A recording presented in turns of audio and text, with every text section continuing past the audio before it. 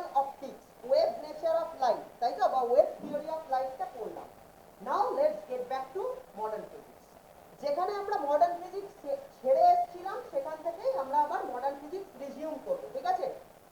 বেশ, আমরা কি পড়েছিলাম? আমরা পড়েছিলাম মডার্ন ফিজিক্স কেন তৈরি হয়েছিল, রাইট? আমরা কি পড়েছিলাম there are some crises that appeared in the field of classical physics, ঠিক আছে? বেশ কিছু ক্রাইসিস ইভলভ করেছিল in the field of classical physics. সেই সমস্ত ক্রাইসিস গুলোকে রিজলভ করার জন্য মডার্ন ফিজিক্স তৈরি হয়, রাইট? ক্লিয়ার?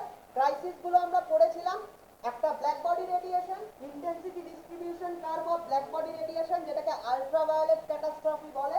তারপর পড়েছিলাম ফটো ইলেকট্রিক এফেক্ট, তারপর পড়েছিলাম কম্পটন এফেক্ট, তারপর Bohr's atomic model and atomic spectra et cetera. এছাড়াও বলেছিলাম আরো অনেক ক্রাইসিস ইভলভ করেছিল, তার মধ্যে একটা হচ্ছে very famous one is specific heat of solids, ঠিক আছে? এনিওয়ে সেটা আমাদের স্কোপের মধ্যে নেই, ঠিক আছে? বাট আমরা যেটা পড়েছিলাম ইন শর্ট সেটা হচ্ছে the crisis appeared in the field of classical physics.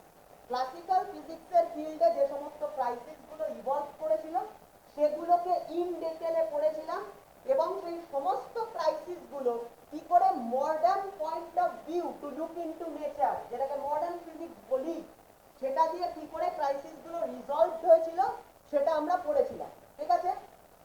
Modern ফিজিক্সের শুরুটা অর্থাৎ রেজলিউশনটা, সমস্ত ক্রাইসিস গুলোর রেজলিউশনটা ফাউন্ডিং ব্লক, মানে একেবারে রুডিমেন্টারি লেভেলে যদি একটা সেন্টেন্স একটা ওয়ার্ডে যদি আমি রেজলিউশনটাকে বলতে যাই তাহলে সেটা কি?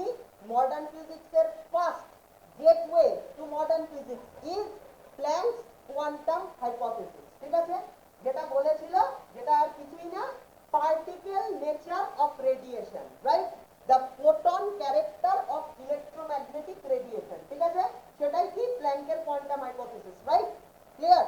মানে আমরা বলতে পারি particle nature of radiation or the photon character of electromagnetic radiation, এইটাই কিন্তু বেসিক কনসেপ্ট। তুই চিন্তা করে দেখবি যতগুলো ক্রাইসিস আমরা পড়েছি সেই ক্রাইসিস গুলোকে রিজলভ করার জন্য বেসিক যে কনসেপ্টটা ইউজ করা হয়েছিল সেই কনসেপ্টটা এই একটাই কনসেপ্ট, সেটা হচ্ছে particle nature of radiation, the photon character of electromagnetic radiation, right?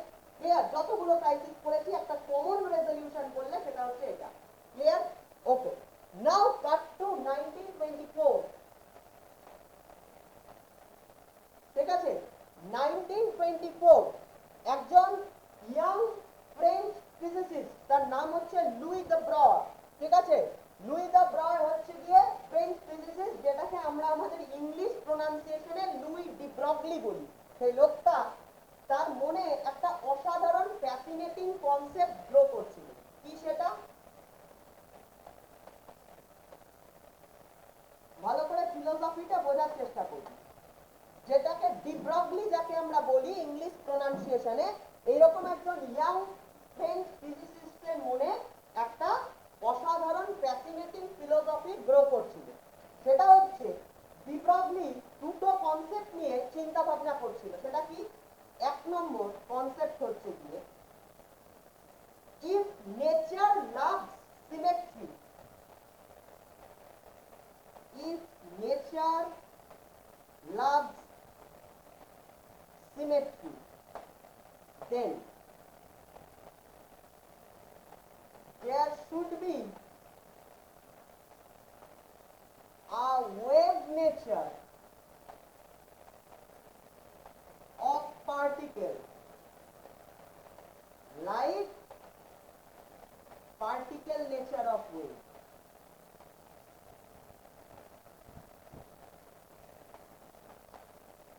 প্ল্যাঙ্কের যে কোয়ান্টাম হাইপোথিসিস, যেখানে আমরা দেখেছিলাম photon character of electromagnetic radiation, অর্থাৎ ইলেকট্রোম্যাগনেটিক ওয়েভের যদি একটা পার্টিকেল নেচার যাকে আমরা ফোটন বলি সেটা যদি থেকে থাকে, ইলেকট্রোম্যাগনেটিক ওয়েভের যদি একটা পার্টিকেল নেচার এক্সিস্ট করে যাকে আমরা ফোটন বলি, সেটা যদি থেকে থাকে তাহলে ঠিক অন দ্য কন্ট্রারি একটা পার্টিকেলেরও একটা ওয়েভ নেচার থাকবে অ্যাসোসিয়েটেড, ঠিক আছে?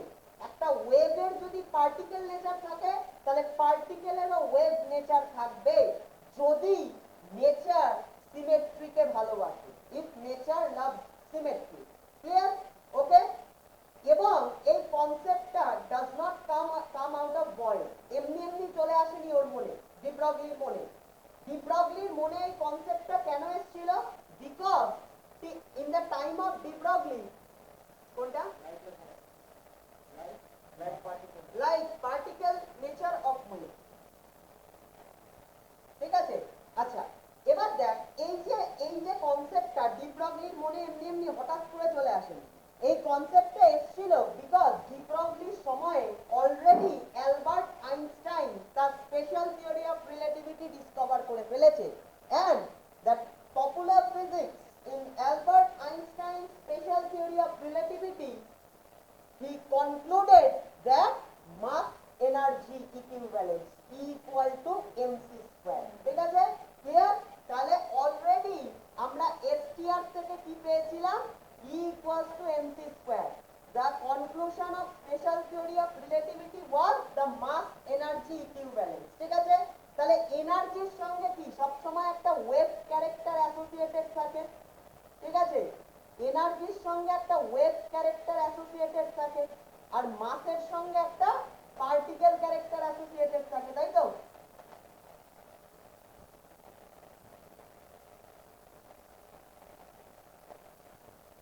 এনার্জির সঙ্গে একটা ওয়েভ ক্যারেক্টার অ্যাসোসিয়েটেড থাকে, আর মাসের সঙ্গে একটা পার্টিকেল ক্যারেক্টার অ্যাসোসিয়েটেড থাকে, রাইট? ওকে। তাহলে E equals to mc square, এইটা কি কনক্লুড করেছিল স্পেশাল থিওরি অফ রিলেটিভিটিতে? যে ইউনিভার্সে মাস আর এনার্জি বলে দুটো আলাদা আলাদা এন্টিটি নেই, it is two different manifestation of the same entity, the mass energy equivalence. তাহলে পার্টিকেল আর ওয়েভ, এনার্জি মানে কি ওয়েভ ক্যারেক্টার যদি ভেবে নি, আর মাস মানে যদি পার্টিকেল ক্যারেক্টার ভেবে নি, তাহলে মাস এনার্জি ইকুইভ্যালেন্স এই ইকুয়েশনটা অ্যাকচুয়ালি কি বোঝায়? পার্টিকেল আর ওয়েভের মধ্যে একটা ইকুইভ্যালেন্ট রিলেশন, পার্টিকেল আর ওয়েভের মধ্যে একটা ইকুইভ্যালেন্স রিলেশন আছে। তাহলে পার্টিকেল আর ওয়েভের মধ্যে ইকুইভ্যালেন্স রিলেশনটা STR কনক্লুড করছে। আর parallel to special theory of relativity, Planck already conclude করে দিয়েছে particle nature of electromagnetic wave, ঠিক আছে? মানে ওয়েভের পার্টিকেল নেচার। এই দুটো থেকেই ডি ব্রগলির মাথায় যেটা এলো সেটা হচ্ছে যদি পার্টিকেলের ওয়েভ নেচার থাকে, তাহলে একটা ওয়েভের যদি পার্টিকেল নেচার থাকে, তাহলে একটা পার্টিকেলেরও ওয়েভ নেচার থাকবে। একটা ওয়েভের যদি পার্টিকেল নেচার থাকে, যাকে আমরা ফোটন বলছি, তাহলে একটা পার্টিকেলেরও ওয়েভ নেচার অ্যাসোসিয়েটেড থাকবে, if nature love symmetry. Clear? Okay. এই টোটাল কনসেপ্টটা was growing in the mind of the young French physicist called Louis de Broglie, ঠিক আছে? ক্লিয়ার? বোঝা গেল? ওকে। এবার ডি ব্রগলি একটা জিনিস নিয়ে কাজ করছিল। ডি ব্রগলি অ্যাকচুয়ালি ওর অরিজিনাল পেপারটাতে এটা লিখেও ছিল, যে ভালো করে বুঝবি, ডি ব্রগলি ওর অরিজিনাল যে পেপার সেটাতে একটা কথা লিখেছিল, I was doing nothing but looking for the underlying significance of Bohr's quantum condition। অর্থাৎ ডি ব্রগলি একটা কাজ করছিল, এটা বুঝলাম, ঠিক আছে? ডি ব্রগলি একটা কাজ করছিল, খুব ভালো করে ডি ব্রগলির ফিলোসফিটা বুঝবি। ডি ব্রগলি বলেছিল যে বোরের যে অ্যাটমিক মডেলে বোর একটা কোয়ান্টাম কন্ডিশন দিয়েছিল, কি সেটা? m dn rn equals to nh/2π, ঠিক আছে? বোরস কোয়ান্টাম কন্ডিশন। ডি ব্রগলি বলেছিল, ডি ব্রগলিকে এই কোয়ান্টাম কন্ডিশনটা মারাত্মক রকম ভাবে ফ্যাসিনেট করত। ওকে। ডি ব্রগলি ফ্যান্টাসাইজ করেছিল যে অ্যাকচুয়ালি এই কোয়ান্টাম কন্ডিশন, বোরের কোয়ান্টাম কন্ডিশনটা একটা আউট অফ নাথিং দিয়ে দেওয়া ইকুয়েশন নয়। এই কোয়ান্টাম কন্ডিশনটার মধ্যে একটা হিডেন মেসেজ আছে, একটা হিডেন কোড আছে, যেটা প্রায় একটা ওপেন সিক্রেটের মতো বোর সবাইকে বলে দিয়েছে, কিন্তু কেউ সেটা বুঝতে পারছে না, কেউ সেটা দেখতে পাচ্ছে না, ওই দা ভিঞ্চি কোডের মতো, ঠিক আছে? সেরকম এই যে secret code hidden in the quantum condition of Bohr, এই কোডটাকে খুঁজে বার করা, এই হিডেন মেসেজটাকে খুঁজে বার করা, underline underline significance of the Bohr's quantum condition খুঁজে বার করাটাই ছিল হচ্ছে ডি ব্রগলির মোটো। ঠিক আছে, ডি ব্রগলি ভেবেছিল যে এর মধ্যে কোথাও একটা অসাধারণ কিছু একটা জিনিস লুকিয়ে রয়েছে। ঠিক আছে, এই এই ইকুয়েশনটার মধ্যে। ঠিক আছে, এটাই আমি বলছিলাম একটা সাধারণ লোক আর একটা সায়েন্টিস্টের মধ্যে ডিফারেন্স। একটা আমরা সবাই করেছি, আমাদের একবারের জন্য মনে হয়নি এই কোয়ান্টাম কন্ডিশনটার মধ্যে কোথাও একটা হিডেন মেসেজ রয়েছে, যেটা ডি ব্রগলির মনে হয়েছে। ঠিক আছে, তাহলে এই সমস্ত জিনিসগুলো ডি ব্রগলির মাথায় চলছিল। কি কি মাথায় চলছিল? স্পেশাল থিওরি অফ রিলেটিভিটির মাস এনার্জি ইকুইভ্যালেন্স কনক্লুশন মাথায় চলছিল। একই রকম ভাবে পার্টিকেল নেচার অফ রেডিয়েশন থাকলে নিশ্চয়ই একটা পার্টিকেলের ওয়েভ নেচার থাকবে। নেচার যদি সিমেট্রিকে পছন্দ করে তাহলে ক্লিয়ার, এই কনসেপ্ট এই ফিলোসফিটা মাথায় চলছিল। আবার একই সঙ্গে বোরের কোয়ান্টাম কন্ডিশনটার ভেতরে একটা হিডেন সিক্রেট লুকিয়ে আছে, এইটাও মাথায় চলছিল। এই সমস্তগুলোকে ডি ব্রগলি অ্যাকচুয়ালি ডি ব্রগলির মাইন্ডে এই সমস্ত ফিলোসফিগুলো ইন্টারটুইন হয়ে ডেভেলপ করছিল। ঠিক আছে, এরকম সময় ডি ব্রগলি এই বোরের কোয়ান্টাম কন্ডিশনের আন্ডারলাইন সিগনিফিকেন্সটা ডিসকভার করার জন্য কি ইনভেস্টিগেট করতে শুরু করলো? Bohr's atomic model. De Broglie started to investigate Bohr's atomic model. বোঝা গেল? ডি ব্রগলি বোরের অ্যাটমিক মডেলটাকে কি করতে শুরু করলো? ইনভেস্টিগেট করতে শুরু করলো। ঠিক আছে, এবার ডি ব্রগলি কি দেখলো? বোরের অ্যাটমিক মডেলে কি রাদারফোর্ডের অ্যাটমিক মডেলের সাথে বোরের অ্যাটমিক মডেলের বেসিক কোনো ডিফারেন্স নেই। সেই নিউক্লিয়াস পজিটিভলি চার্জ, তার চারপাশে নেগেটিভলি চার্জ ইলেকট্রনগুলো রিভলভ রাউন্ড করছে, কোনো বেসিক ডিফারেন্স নেই। শুধু একটাই বেসিক ডিফারেন্স, রাদারফোর্ডের মডেলে ইলেকট্রন যে কোনো অরবিটে থাকতে পারতো, বাট বোরের মডেলে কয়েকটা স্পেসিফাইড অরবিটেই একমাত্র ইলেকট্রন রিভলভ রাউন্ড করতে পারে, মানে দেয়ার আর সাম অ্যালাউড স্টেশনারি অরবিট, তাই তো? শুধু এইটুকুই ডিফারেন্স, বাকি সব সেম। ঠিক আছে, তাহলে বোরের অ্যাটমিক মডেল নিয়ে যখন ডি ব্রগলি পড়াশোনা করা শুরু করলো, মানে কি বলে ইনভেস্টিগেট করা শুরু করলো, তখন ডি ব্রগলির মনে প্রথম যে জিনিসটা এলো সেটা হচ্ছে that revolving electrons around the nucleus. ঠিক আছে, ডি ব্রগলি বলল ইলেকট্রন কি একটা পার্টিকেল। এবার ডি ব্রগলি বলল আমার কথা অনুযায়ী যদি ইলেকট্রনগুলো ইলেকট্রন পার্টিকেলগুলোর এক একটা অ্যাসোসিয়েটেড ওয়েভ নেচার থাকে, তাহলে সেই ওয়েভ নেচারটা কেমন হবে? ভালো করে কথাটা বুঝবার চেষ্টা কর। ডি ব্রগলি কি বলেছিল? ডি ব্রগলি বলেছিল যে a particle should associate itself with a wave nature, তাই তো? এটা বললো ডি ব্রগলি কি বলেছিল? একটা পার্টিকেলের সঙ্গে অ্যাসোসিয়েটেড ওয়েভ নেচার থাকবে। ঠিক আছে, ক্লিয়ার? এবার বললো যদি সেটাই হয়ে থাকে তাহলে ইলেকট্রনগুলোর সঙ্গেও অ্যাসোসিয়েটেড একটা ওয়েভ নেচার থাকবে। ক্লিয়ার? ওকে, এবার নেক্সট কথাটা ডি ব্রগলির উইকটা চিন্তা কর। ডি ব্রগলি বললো সেই ওয়েভটা কেমন ওয়েভ হবে? একটা পার্টিকেলকে রিপ্রেজেন্ট যদি করতে হয় একটা ওয়েভকে, সেই ওয়েভটা কেমন ওয়েভ হবে? ডি ব্রগলি বলল that wave must be a standing wave. A standing wave. D Broglie কি বলেছিল ভালো করে বোঝার চেষ্টা কর। ডি ব্রগলি বলল কখনো একটা প্লেন প্রোগ্রেসিভ ওয়েভ, যে ওয়েভ ডিস্টারবেন্সটা প্রপাগেট করে চলে যাচ্ছে মিডিয়াম দিয়ে, that cannot represent a particle. কেন? কারণ একটা পার্টিকেল সবসময় কি লোকালাইজড ইন স্পেস, স্পেসের মধ্যে একটা পয়েন্টে লোকালাইজ থাকে। যেমন তুই একটা পার্টিকেল, আমি একটা পার্টিকেল, আমরা একটা জায়গায় থাকি স্পেসের, তাই তো? তাহলে আমাদের যদি একটা অ্যাসোসিয়েটেড ওয়েভ নেচার থাকে, সেই ওয়েভ নেচারটা কেমন হতে হবে? Must be a standing wave. Standing ওয়েভে কি হয়? ডিস্টারবেন্সটা লোকালাইজ থাকে একটা জায়গায়, তাই না? আমরা ক্লাস 11 এ অ্যাকোস্টিক্সে স্ট্যান্ডিং ওয়েভ পড়েছিলাম, তো সেখানে দেখেছিলাম কি অ্যান্টিনোডস আর নোডস। নোডসের জায়গায় কোনো ডিস্টারবেন্স থাকে না, অ্যান্টিনোডসে শুধু ম্যাক্সিমাম ডিস্টারবেন্স। তার মানে কি ডিস্টারবেন্সটা এক জায়গায় দাঁড়িয়ে থাকে, লোকালাইজ থাকে। বোঝা গেল? তার মানে ডি ব্রগলি বললে একটা পার্টিকেলকে যদি একটা ওয়েভ দিয়ে রিপ্রেজেন্ট করতে হয়, that wave must be a standing wave, তাই তো? স্ট্যান্ডিং ওয়েভ যদি না হয়, স্ট্যান্ডিং ওয়েভই একমাত্র কি থাকে স্পেসের কোনো একটা পয়েন্টে লোকালাইজ থাকতে পারে, ডিস্টারবেন্সটা প্রপাগেটেড হয় না, ডিস্টারবেন্সটার মিডিয়াম দিয়ে প্রপাগেটেড হয়ে চলে যায় না, রাইট? তার মানে পার্টিকেল পার্টিকেল কি স্পেসের কোনো একটা পয়েন্টে লোকালাইজ, ওয়েভও কি হবে, স্ট্যান্ডিং ওয়েভও কি স্পেসের কোনো একটা পয়েন্টে লোকালাইজ। তার মানে standing wave can only represent a particle, a plane progressive wave cannot represent a particle. একটা প্লেন প্রোগ্রেসিভ ওয়েভ মিডিয়াম দিয়ে প্রোপাগেট করে চলে যাচ্ছে, সেই ওয়েভটা কখনো একটা পার্টিকেলকে রিপ্রেজেন্ট করতে পারে না। একটা স্ট্যান্ডিং ওয়েভ যেখানে ডিস্টারবেন্সটা স্পেসের মধ্যে লোকালাইজ, একমাত্র সেই স্ট্যান্ডিং ওয়েভটাই কি করতে পারে, একটা পার্টিকেলকে রিপ্রেজেন্ট করতে পারে। বোঝা গেল? ক্লিয়ার? ইট ওয়াজ ডি ব্রগলিজ আইডিয়া। ঠিক আছে, এবার সবাই বোর্ডের দিকে তাকা। ডি ব্রগলি একটা অসাধারণ চিন্তা এরপরে করলো।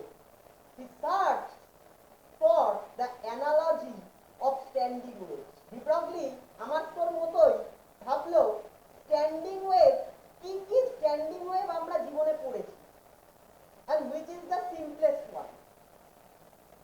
তুই চিন্তা করে দেখ, ছোটবেলা থেকে তুই যা স্ট্যান্ডিং ওয়েভের এক্সাম্পল পড়ে এসেছিস, তার মধ্যে সবথেকে সিম্পল ফান্ডামেন্টাল যে স্ট্যান্ডিং ওয়েভের এক্সাম্পলটা পড়েছিস, সেটা হচ্ছে standing wave in a stretched string. একটা স্ট্রেচেড স্ট্রিং এর মধ্যে তৈরি হওয়া স্ট্যান্ডিং ওয়েভ ক্লাস 10 এ পড়েছিস, ক্লাস 11 এ পড়েছিস, অ্যাকোয়াস্টিক্সে। ঠিক আছে, ক্লিয়ার?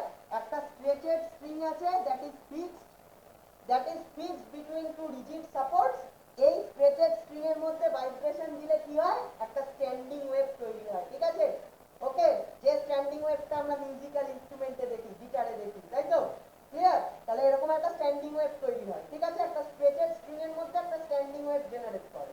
তাহলে এইটাই সিম্পলেস্ট এক্সাম্পল। সবার প্রথমে তুই সমস্ত ক্লাসে তুই চিন্তা করে দেখ, স্ট্যান্ডিং ওয়েভ তুই যেখানে যেখানে পড়েছিস, প্রথম যে স্ট্যান্ডিং ওয়েভের এক্সাম্পলটা পড়েছিস সেটা হচ্ছে এইটা, standing wave formed in a stretched string.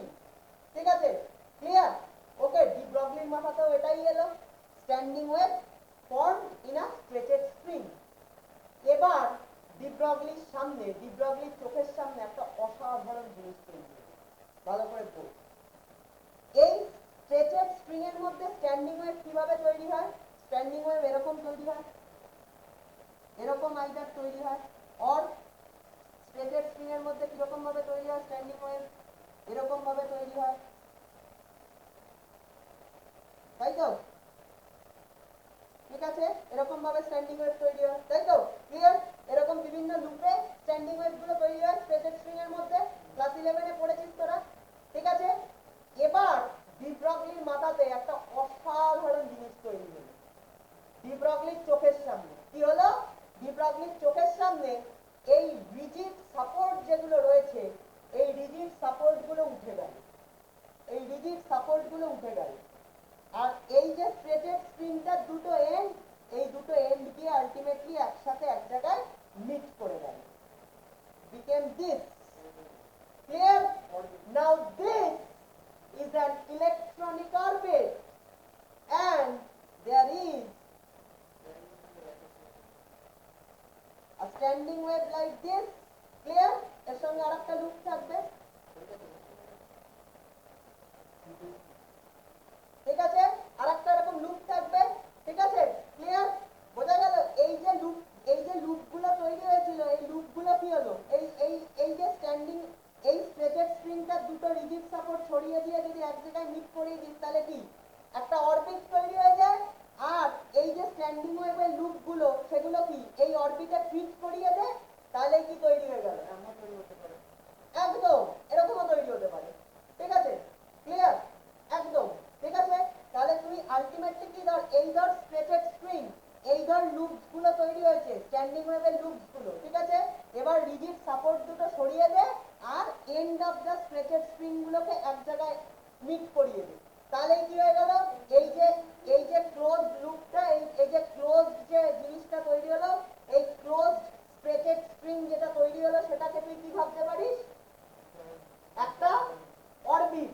ঠিক, আর এই যে loops of the standing wave বা standing wave that has been fit into the orbit, সেটা কি represent the electron, because electron is now being represented as a wave. A particle is being represented as a wave, particle having a standing wave. ঠিক আছে, clear? Electron হচ্ছে standing ওয়েভটা। এই যে standing একদম ওই যে স্ট্যান্ডিং ওয়েভ ভাইব্রেশনটা, সেটাই হচ্ছে ইলেকট্রন।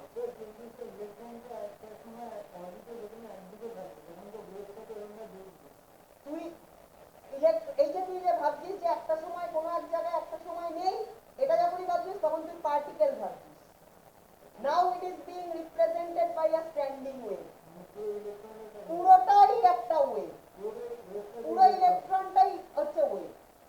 ঠিক আছে, পুরো ইলেকট্রনটাই হচ্ছে ওয়েভ। যে ওয়েভটা কোথায় ফিট করিয়েছিস তুই? একটা ইলেকট্রনিক অরবিটে। বোঝা গেল? ক্লিয়ার? অনেক দেরি, তুই চুপ করে বসে শোন। জিজ্ঞেস করলাম, জিজ্ঞাসাও করবি না এখন। শোন, এবার দেখ এখান থেকে কি হচ্ছে। সাংঘাতিক ঘটনা দেখ Arna.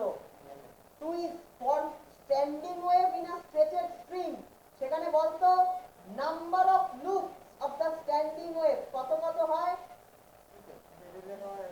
1 2 3 4, they are all integers। কোন ফ্র্যাকশন হতে পারে, 1.5 2.5 এটসেট্রা হতে পারে, পারে না?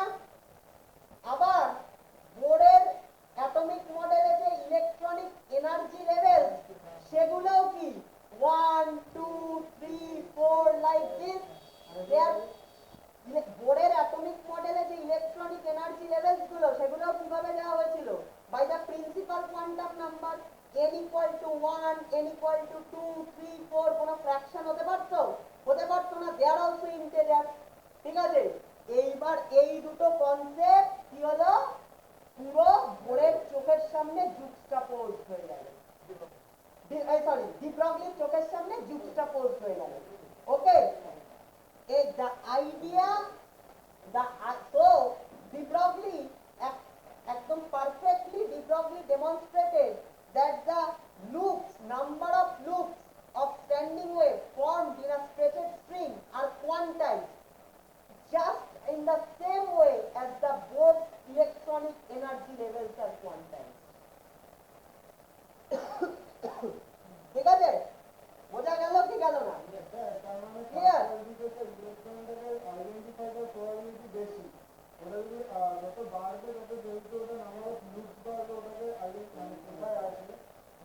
সেসব তো পরে আসবো, কোনো চিন্তা নেই, সেসব আরো পরে। তুই আপাতত একটু হ্যাঁ কবিতার পরে নামবো। ঠিক আছে, বোঝ। এইবার এই দুটো আইডিয়া থেকে বোর কি করলো, এই সরি ডি ব্রগলি কি করলো? De Broglie's idea was to fit in nth orbit, to fit a standing wave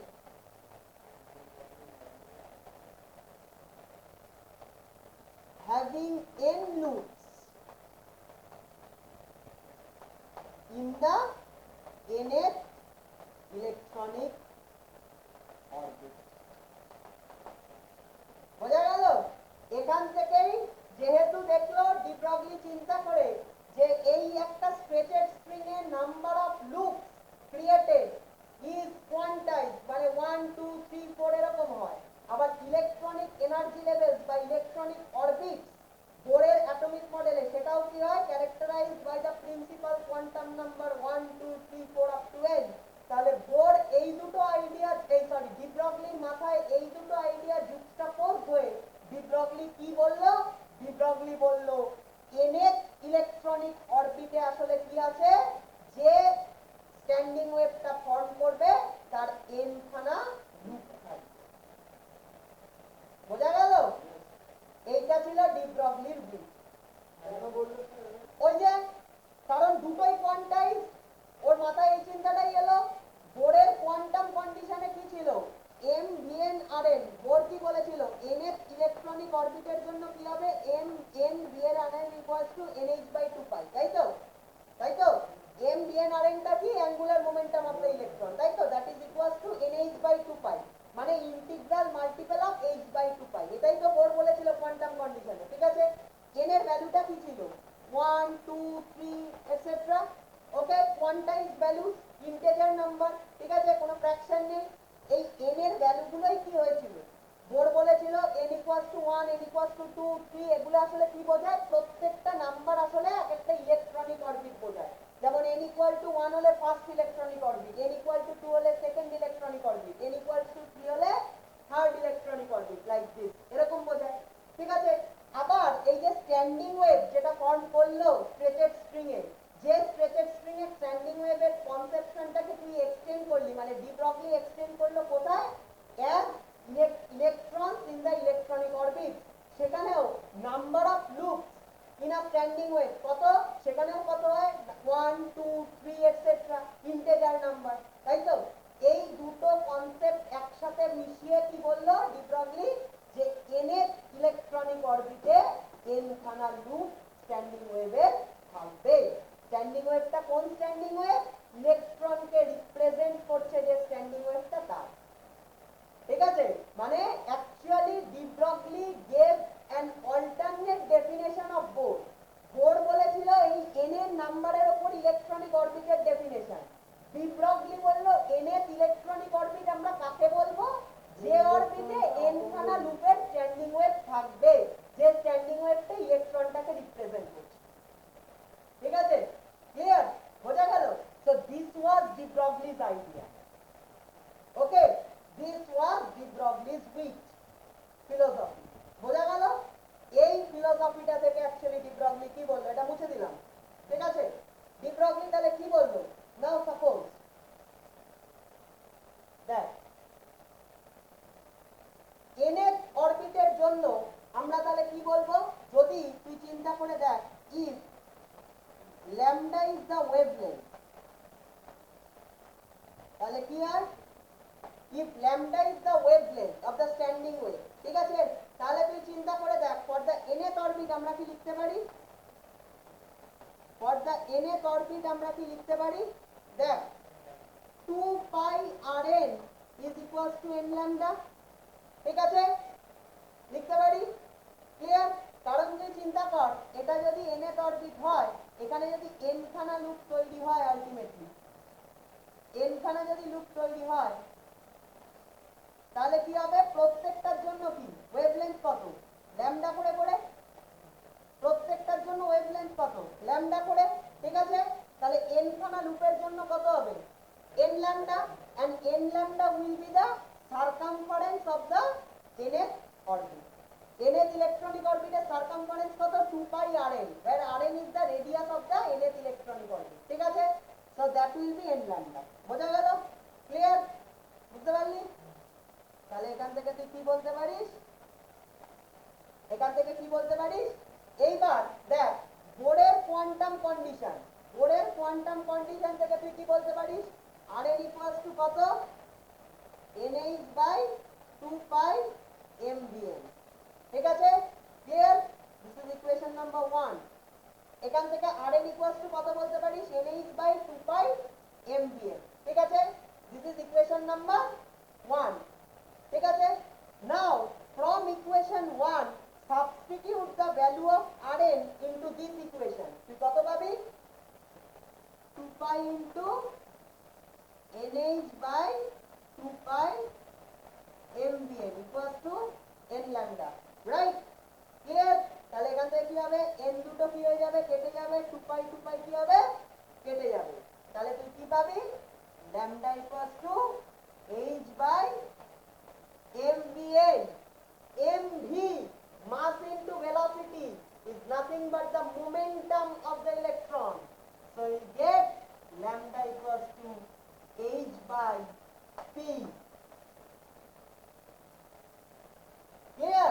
এবার দেখ তাহলে কি হলো, lambda equals to h by p, lambda কি wavelength, wavelength is the wave character, wave nature, and p is the momentum, momentum is the particle nature. So this equation basically connects the particle nature and the wave nature. This equation actually represents the wave character of the particle, okay. So this is known as Broglie's equation. Lambda equals to h by p. H is the Planck constant. H is the Planck constant. বোঝা গেল? Clear? h হচ্ছে Planck constant. ঠিক আছে? তাহলে ল্যামডাটা কি? Lambda হচ্ছে wavelength, which is nothing but lambda represents the wave character, a wave parameter, right? And p is the momentum. It represents the particle parameter. Now lambda equals to h by p. This equation connects the wave parameter to the particle parameter. So this equation clearly elucidates the wave nature of particles. This is the de Broglie's equation. Clear? তার মানে de Broglie যেটা বলেছিল সেটা সত্যি সত্যি করে দেখালো যে সত্যি একটা পার্টিকেলেরও ওয়েভ নেচার থাকে। একটা পার্টিকেল যদি থাকে অফ মোমেন্টাম পি, একটা পার্টিকেল যদি থাকে অফ মোমেন্টাম পি, তার একটা ওয়েভলেন্থ থাকবে, de Broglie ওয়েভলেন্থ থাকবে অফ ম্যাগনিটিউড ল্যামডা। ঠিক আছে? একটা পার্টিকেলের মোমেন্টাম পি হলে তার একটা ওয়েভ নেচার থাকবে, ওয়েভ লেন্থ থাকবে, de Broglie ওয়েভলেন্থ ল্যামডা। যদি আমার পার্টিকেলের একটা মোমেন্টাম যদি বার করতে পারবে। বোঝা গেল? ক্লিয়ার? তার মানে পার্টিকেলের যদি মোমেন্টাম থাকে তার wave length de Broglie wavelength থাকবে। ক্লিয়ার? পার্টিকেলটা যদি রেস্টে থাকে then will not find the lambda will be infinite. p0 v0 রেস্টে থাকলে তাহলে mb কত? 0, p0, the lambda infinite. So the de Broglie wavelength will be infinite. So we will get no wavelength. মানে infinite wavelength, মানে we will get no wave associated with the rest particle. ঠিক আছে? তাহলে যখনই একটা পার্টিকেলের momentum থাকবে you will get a corresponding wavelength, de Broglie wavelength lambda. ঠিক আছে? তাহলে পার্টিকেলের কি ওয়েভ নেচার তুই এখানে প্রুভ করে ফেললি। ঠিক আছে? তাহলে প্ল্যাঙ্ক কি বলে গেছিল? প্ল্যাঙ্ক কি বলেছিল? প্ল্যাঙ্ক বলেছিল পার্টিকেল নেচার অফ ওয়েভ। ঠিক আছে? প্ল্যাঙ্ক বলেছিল পার্টিকেল নেচার অফ ওয়েভ। আর de Broglie কি বললো? de Broglie বললো ওয়েভ নেচার অফ পার্টিকেল। তাই এই দুটোকে মিলিয়ে যেটা বলা হয় সেটা হচ্ছে wave particle duality. Clear? This every particle has a wave nature, every wave will have a particle nature. So this equation is called the wave particle duality. Okay? So the existence is a dual existence.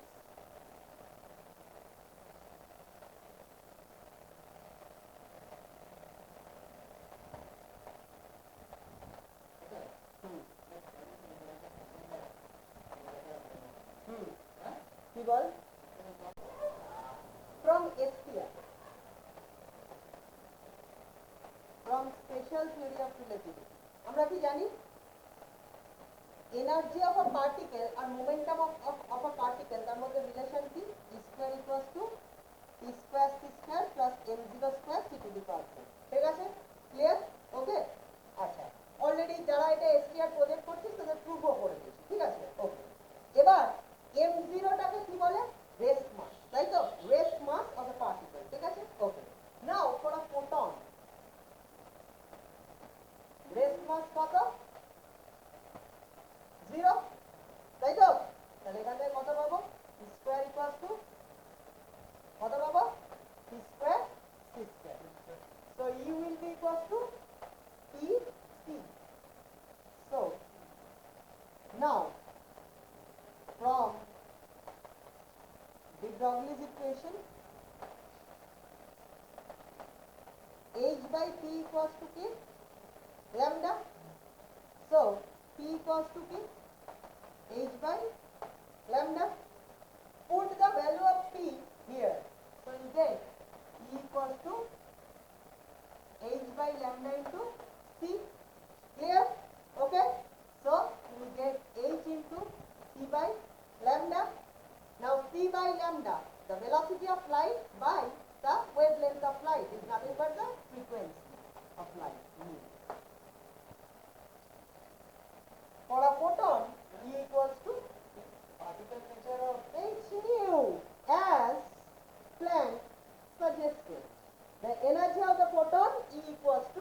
H new. Clear? তাহলে তুই শুরু করলি কোথা থেকে? Special theory of relativity থেকে, ফোটনের জন্য। Use করলি D Broglie's equation, পেলি প্ল্যাঙ্কের hypothesis. So everything is there resolved. তাহলে অ্যাকচুয়ালি ডি ব্রগলি বোরের কোয়ান্টাম কন্ডিশনের মধ্যে যে হিডেন লিঙ্কটা, যে মিসিং লিঙ্কটা খুঁজছিল, সেটা হচ্ছে গিয়ে lambda equals to h by t. Clear?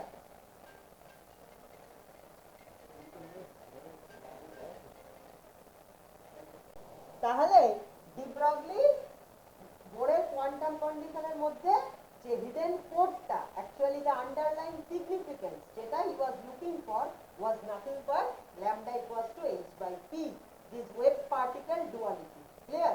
And actually de Broglie was right. জানিস তো, বোর না অ্যাকচুয়ালি ওয়েভ পার্টিকেল ডুয়ালিটিটা আগে থেকে জানতো। হি হ্যাজ গিভেন অ্যাকচুয়ালি এইটা ইউজ করে বোর ওর ওই কোয়ান্টাম কন্ডিশনটা ডিসকভার করেছিল। বাট ও যখন দিয়েছে, he was not sure about this thing, সেই জন্য ও অ্যাজ আ হাইপোথিসিস ওর ওই ফাইনাল ইকুয়েশনটা মানে দিয়েছে আর কি ওর পেপারে, রিসার্চে। ঠিক আছে? বোর অ্যাকচুয়ালি রিসার্চ পেপারে যেটা সাবমিট করেছে সেটা হচ্ছে MVNRN equals to NH/2 pi as a hypothesis. But ওই ইকুয়েশনটা ওই ফর্মটাকে অবটেন করার জন্য he use lambda equals two h/p। ওকে?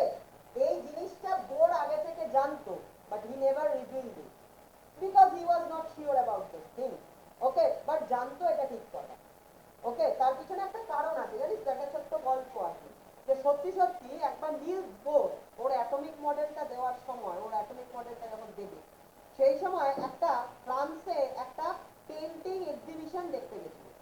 জ মেডজিনজা বলে একজন ফ্রেঞ্চ পেইন্টার তার এক্সিবিশন দেখতে গেছিল, একজন কিউবিস্ট পেইন্টার, তার এক্সিবিশন দেখতে গেছিল। সেই এক্সিবিশনটা যখন দেখতে গেছিল, মেডজিনজার একজন কিউবিস্ট পেইন্টার ছিল। কিউবিস্ট মানে কি জানিস তো? কিউবিস্ট মানে হচ্ছে কোন এক, যে সমস্ত পেইন্টাররা কোনো একটা পার্সপেক্টিভকে, কোনো একটা পেন্টিংকে বিভিন্ন অ্যাপ্রোচে ব্রেক করে দেয়। ঠিক আছে? মানে অ্যাকচুয়ালি ওরা বিশ্বাস করে কোনো একটা পার্টিকুলার ডেফিনিট পার্সপেক্টিভ বলে কিছু হয় না। ঠিক আছে? It depends on the viewer, মানে যে দেখছে তার উপর ডিপেন্ড করছে পার্সপেক্টিভটা। তাই যে কোনো perspective actually superposition of all the perspective. ঠিক আছে? এরকম ভাবে জিনিসটাকে রিপ্রেজেন্ট করে কিউবিস্ট। তা নিলস বোর এই জিনিসটাকেও দেখতে গেছিল। নিলস বোর এই পেন্টিং এক্সিবিশনটা দেখে ওর এত ভালো লাগে যে ও একটা পেন্টিং কিনে নেয়, একটা কিউবিস্ট পেন্টিং নিলস বোর কিনে নেয়। ওটার নাম ছিল লা ফেমে অ সেকল। ঠিক আছে? ফ্রেঞ্চ নাম, women riding on the horse. ঠিক আছে? এটার নাম ছিল ইংলিশে। ঠিক আছে? এই পেন্টিংটা নিলস বোর কিনে নেয়। দীর্ঘদিন নিলস বোরের বাড়িতেও ছিল, পরে সেই পেন্টিংটা চুরি হয়ে যায়। ঠিক আছে? এনিওয়ে, এই পেন্টিংটা বেসিক্যালি এই যে কিউবিস্ট থটটা, তার এই কিউবিস্ট থটটা নিলস বোরকে মারাত্মক রকমভাবে ইনফ্লুয়েন্স করেছে। ঠিক আছে? নিলস বোর সেই জায়গা থেকেই অ্যাকচুয়ালি মেবি ও ডিরাইভ করেছিল যে না, যে কোনো একটা জিনিসকে দেখার দুটো পার্সপেক্টিভ হতেই পারে, একটা পার্টিকেল, একটা ওয়েভ। ঠিক আছে? পার্টিকেল ক্যারেক্টার আর ওয়েভ ক্যারেক্টার মেবি অ্যাসোসিয়েটেড। ঠিক আছে? বাট এবং সেটা পরেও বোঝা যায় যে নিলস বোর কেন এই জিনিসটা জানতো, সেটা তার ওর পরের কথা থেকেও বোঝা যায়, because he gave the theory of complementarity. Niels Bohr বলেছিল ওয়েভ ক্যারেক্টার আর পার্টিকেল ক্যারেক্টার এই দুটো জিনিস মিউচুয়ালি এক্সক্লুসিভ। ঠিক আছে? তারা কখনো একসাথে একটা পার্টিকেলের মধ্যে থাকে না। ঠিক আছে? তারা কন্ট্রাডিক্টরি না, দে আর কমপ্লিমেন্টারি। মানে কোনো একটা সময় যখন কোনো একটা জিনিসের পার্টিকেল ক্যারেক্টার তুমি দেখছো, তখন তুমি ভুলে যাও যে ওর মধ্যে ওয়েভ ক্যারেক্টার আছে, মানে ওয়েভ ক্যারেক্টারটা এক্সিকিউটেড হবে না। আবার যখন তুমি একটা সময় ওর মধ্যে ওয়েভ ক্যারেক্টার দেখছো, তখন তার মধ্যে পার্টিকেল ক্যারেক্টারটা এক্সিকিউটেড হবে না। ঠিক আছে? কোনো একটা পার্টিকুলার এক্সপেরিমেন্টের জন্য, এক্সপেরিমেন্টাল কন্ডিশনের জন্য particle character or wave character যে কোনো একটা এক্সিকিউটেড হবে, বাট কোনটা হবে that is entire up to nature. Only nature knows. ঠিক আছে? ক্লিয়ার? তাই জন্যই অ্যাকচুয়ালি বোর্ডের অ্যাকচুয়ালি ডি ব্রগলি, তাহলে ডি ব্রগলির উইকটা চিন্তা কর যে বোর্ডের এই আন্ডারলাইন সিগনিফিকেন্সটা বোর্ডের কোয়ান্টাম কন্ডিশনের, সেটা ও খুঁজে বার করলো। ঠিক আছে, okay, the wave particle duality. Okay fine. আচ্ছা, এইবার আমরা যে জিনিসটা করব, বোর্ড তো নয় বললো যে একটা পার্টিকেলের সঙ্গে অ্যাসোসিয়েটেড একটা ওয়েভ নেচার আছে। বোর্ড তো বলে দিল, এই sorry de Broglie, sorry I am extremely sorry Nishan, de Broglie বলে দিল যে একটা পার্টিকেলের সঙ্গে অ্যাসোসিয়েটেড একটা ওয়েভ নেচার আছে, বাট সেটা বলে দিলেই তো আর হবে না থিওরিটিক্যালি, সেটা এক্সপেরিমেন্টালি প্রুভ করা দরকার। ক্লিয়ার? প্রথম এই এক্সপেরিমেন্টাল প্রুফ একটা পার্টিকেলের ওয়েভ নেচার আছে, এর এক্সপেরিমেন্টাল প্রুফ যেটা প্রথম ডেমনস্ট্রেটেড হলো সেটা ফ্রম ডেভিসন জার্মার্স এক্সপেরিমেন্ট। কোথা থেকে? Davisson Germer's experiment. Davisson Germer's experiment থেকে প্রথম এটা ডিসকভার হলো।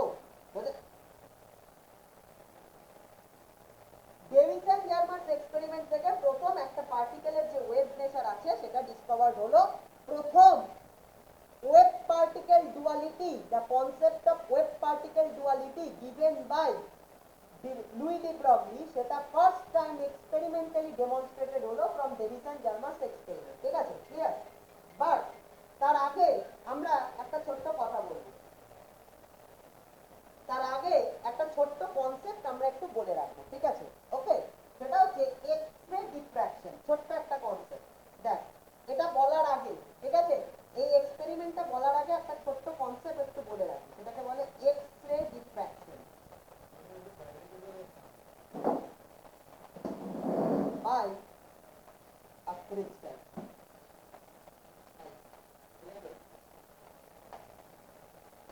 X-ray diffraction by a crystal. খুব ভালো করে একটা জিনিস বোঝার চেষ্টা করি, তোদের কতগুলো সিচুয়েশন দিচ্ছি, সিচুয়েশন গুলো খুব ভালো করে বোঝার চেষ্টা করি। ধর তোর সামনে একটা জানলা আছে, উইন্ডো, ঠিক আছে, তোর সামনে এরকম একটা উইন্ডো আছে, ঠিক আছে, সেই উইন্ডোর মধ্যে কি থাকে, উইন্ডোর সামনে কি থাকে, গ্রিল থাকে, তাই না? কি থাকে? গ্রিল থাকে, ঠিক আছে, ক্লিয়ার? তুই সকালবেলা কি দেখিস যে এই জানলা দিয়ে আলো এসে পড়েছে, ঠিক আছে, ক্লিয়ার? ওকে, তাহলে তোর কিরকম মনে হয় যে আলো এসে পড়ার জন্য কিরকম প্যাটার্ন তৈরি হয়? এই গ্রিল গুলো যেখানে থাকে সেখানে শ্যাডো আর বাকি সব জায়গায় লাইট, তাই তো? ক্লিয়ার? যে প্যাটার্নটা তৈরি হয় সেটা কি? প্যাটার্নটা হচ্ছে গ্রিল গুলো যে জায়গায় থাকে সেখানে শ্যাডো থাকে, আর বাকি গ্রিল গুলো যেখানে থাকে না সেখানে কি থাকে? লাইট থাকে, রাইট? তুই এই জিনিসটা দেখতে পাস, ঠিক আছে, ফাইন। এইবারে আমি ঠিক এইরকম এই উইন্ডোটার মতোই একটা জিনিস নেব, কিন্তু উইন্ডোর থেকে অনেক ছোট। কি নেব ভালো করে আগে শোন, এই যে সৌম, তোকে মারবো, আগে ভালো করে শুনবি, বোর্ডের দিকে তাকা, গেট রিল্যাক্স, শোন ভালো করে আগে জিনিসটা। আমরা এই উইন্ডোটার মতোই একটা ছোট্ট জিনিস নেব, কি? একটা 1 সেন্টিমিটার স্কোয়ার, সাপোজ একটা এরকম একটা স্কোয়ার গ্লাস প্লেট, ঠিক আছে, বোঝা গেল? একটা 1 সেন্টিমিটার বাই 1 সেন্টিমিটার একটা স্কোয়ার গ্লাস প্লেট নিলাম, ঠিক আছে, বোঝা গেল? যেটা কোয়াইট এই উইন্ডোটার মতোই কিন্তু অনেক ছোট, ঠিক আছে, ওকে। আচ্ছা, এবার এই গ্লাস প্লেটটার মধ্যে আমরা এরকম কিছু গ্রিল লাগাবো, ঠিক আছে, ওকে, হ্যাঁ, ফ্রেম না, একটা গ্লাস প্লেট, গ্লাস প্লেট পুরো, হ্যাঁ। এবার এর মধ্যে গ্রিল কি করে লাগাবো, আসছি, জিনিসটা ভালো করে বোঝার চেষ্টা করো। এবার এর মধ্যে আমরা কিছু গ্রিল লাগাবো, কি করে সেটা দেখ। আমরা এই 1 সেন্টিমিটার জায়গার মধ্যে, বুঝতে পারছিস 1 সেন্টিমিটার মানে কতটা ছোট, তার মধ্যে 7000 লাইন টানবো। কিভাবে 7000 লাইন টানবো সেটা আমার পক্ষে তোর পক্ষে টানা সম্ভব নয়, সেটা মেশিন দিয়ে টানতে হয়। একটা ডায়মন্ড পয়েন্টার থাকে, ঠিক আছে, একটা ডায়মন্ড পয়েন্টার দিয়ে এর মধ্যে লাইন টানতে হয়, বুঝতে পারলি? কিরকম ভাবে লাইন টানতে হয় ভালো করে দেখ। একটা ডায়মন্ড পয়েন্টারকে ভালো করে দেখার চেষ্টা কর, না শুনলে হবে না, দেখতে হবে। আমি যখন যা করতে বলবো সেটা করতে হবে। দেখ, এর মধ্যে তুই যদি একটা ডায়মন্ড পয়েন্টারকে এখান থেকে এই অবধি চালাস তাহলে কি হবে বলতো? এই জায়গাগুলো এরকম এরকম লাইন পেয়ে যাবি না? তুই লাইন পাবি না? ভালো করে জিনিসটা, সিচুয়েশনটা রিয়েলাইজ করার চেষ্টা করবি। গ্লাসের একদম গ্লাসের মধ্যে দিয়ে তুই যদি একটা এরকম লাইন, একটা গর্ত মতো এরকম টেনে দিস একটা ডায়মন্ড পয়েন্টার দিয়ে, সেই জায়গাটা ওপেক হয়ে যাবে না? হ্যাঁ, একটা গ্লাসের গ্লাসের ওপর যদি এরকম একটা স্ক্র্যাচ টেনে দিই, ওই স্ক্র্যাচের জায়গাটা ওপেক হয়ে যায় না, রাইট? তাহলে এরকম তুই স্ক্র্যাচ টেনে দিবি একটা ডায়মন্ড পয়েন্টার দিয়ে, তাহলে কি হয়ে গেল? ওই জায়গাটা ওপেক। আর দুটো কনজিকিউটিভ এই স্ক্র্যাচের মধ্যে যে ফাঁকা জায়গাটা সেটা কি? গ্লাস, মানে সেই জায়গাটা কি? ট্রান্সপারেন্ট, থাকি না? ঠিক। তাহলে তুই চিন্তা করে দেখ ভালো করে যে এই জায়গায় তুই যে লাইনস গুলো পাবি সেটা অনেকটা এই উইন্ডোটার মতো হয়ে গেল না? দুটো গ্লাসের, দুটো স্ক্র্যাচের মধ্যে যে ফাঁকা জায়গাটা সেটা ট্রান্সপারেন্ট জায়গা, মানে এই এমটি স্পেসটা। আর এই যে স্ক্র্যাচ গুলো সেগুলো কি? সেগুলো হচ্ছে অনেকটা ওই গ্রিলের মতো, তাই হয়ে গেল না? ক্লিয়ার? সেটা ওপেক জায়গা, গ্রিলের মতো হয়ে গেল না? বুঝতে পারলি? কিন্তু দুটোর মধ্যে একটা ডিফারেন্স আছে। কি সেই ডিফারেন্সটা ভালো করে বোঝার চেষ্টা করবি। ডিফারেন্সটা হচ্ছে, হ্যাঁ, ডিফারেন্সটা হচ্ছে এই যে এমটি স্পেস গুলো যেগুলো আমরা উইন্ডোতে দেখতে পাই সেগুলো কখনোই লাইটের ওয়েভলেন্থের কম্পারেবল নয় এখানে। বাট এখানে এই যে ট্রান্সপারেন্ট এরিয়াগুলো আমি দেখতে পাচ্ছি সেগুলো কি অবভিয়াসলি লাইটের ওয়েভলেন্থের কম্পারেবল। বোঝা গেল? তাই হ্যাঁ, চেঞ্জ হবে, ফাইন, কোনো অসুবিধা নেই, হোক, ঠিক আছে। তাহলে এখানে কি আমরা দেখতে পাই লাইট এসে যখন উইন্ডো দিয়ে যখন লাইট এসে পড়ে তখন আমরা দেখতে পাই সিম্পল শ্যাডো, আর শ্যাডো গুলোর মাঝখানে মাঝখানে লাইট, তাই তো? কোনো ওয়েভ নেচার অফ লাইট এক্সিবিটেড হয়।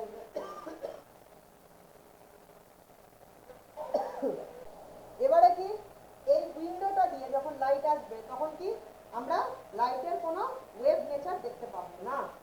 বাট এই যে অ্যারেঞ্জমেন্টটা, এই সিস্টেমটা দিয়ে যখন লাইট আসবে তখন অবভিয়াসলি আমরা একটা প্যাটার্ন দেখতে পাবো যেটাকে বলে ডিফ্র্যাকশন অফ লাইট। কি বলে? Diffraction of light. তাহলে এই এই অ্যারেঞ্জমেন্টটার নাম কি জানি? যেটাকে বলে গ্রেটিং। কি বলে? গ্রেটিং। তাহলে একটা গ্রেটিং দিয়ে লাইট রেখে ডিফ্র্যাক্ট করানো যায়। আমরা একটা ডিফ্র্যাকশন প্যাটার্ন স্ক্রিনে দেখতে পাবো, ঠিক আছে? অলরেডি তোরা ডিফ্র্যাকশন করেছিস, মানে wave nature of light will be exhibited here when the obstacle is of the comparable size with the wavelength of light, ঠিক আছে? কিন্তু যখন ওয়েভলেন্থের সঙ্গে থেকে অবস্টাকেলটার ডাইমেনশন অনেক বেশি তখন ওয়েভ নেচার অফ লাইট এক্সিবিটেড হবে না। বোঝা গেল? হবে না, ঠিক আছে? ক্লিয়ার? বেশ। এবারে আমরা একটা ভিজিবল লাইটের বদলে এক্স-রে ইউজ করছি। ইউজ করছি। এবার তুই বলতো একটা কথা, এক্স-রে ওয়েভলেন্থ ভিজিবল লাইটের চেয়ে আরো ছোট, ঠিক আছে? তাহলে কি হবে? ও বড় বড় আসছি আসছি একটু বাদে। আচ্ছা, এবার কি এক্স-রে ওয়েভলেন্থ কি ভিজিবল লাইটের থেকে আরো ছোট? তাহলে এই যে জিনিসটা, এই যে গ্রেটিং, এই অ্যারেঞ্জমেন্ট যেটাকে গ্রেটিং বলে, সেই অ্যারেঞ্জমেন্টটা কি এক্স-রের জন্য দেখতে কেমন? এই উইন্ডোটার মতো না?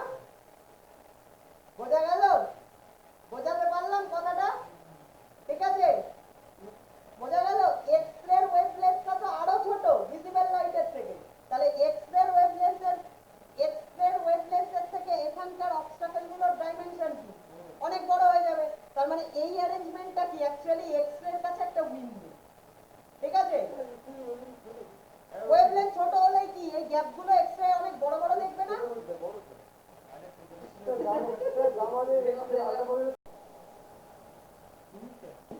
এবার দেখ জিনিসটা ভালো করে বোঝার চেষ্টা কর, বুঝতে পারবি কেন? এবার জিনিসটা ভালো করে বোঝার চেষ্টা কর। সেটা হচ্ছে গিয়ে, তাহলে আমার কথাটা বুঝতে পারলি যে এই উইন্ডোটা কি ছিল? ভিজিবল লাইটের ওয়েভলেন্থের কাছে উইন্ডোর ডাইমেনশনটা অনেক বড় ছিল। ভিজিবল লাইটের ওয়েভলেন্থের কাছে এই গ্রেটিং এর ডাইমেনশনটা অনেক ছোট, ক্লিয়ার? কিন্তু এক্স এর ওয়েভলেন্থ তো প্রচুর ছোট। তাহলে এক্স এর কাছে কি হবে? এই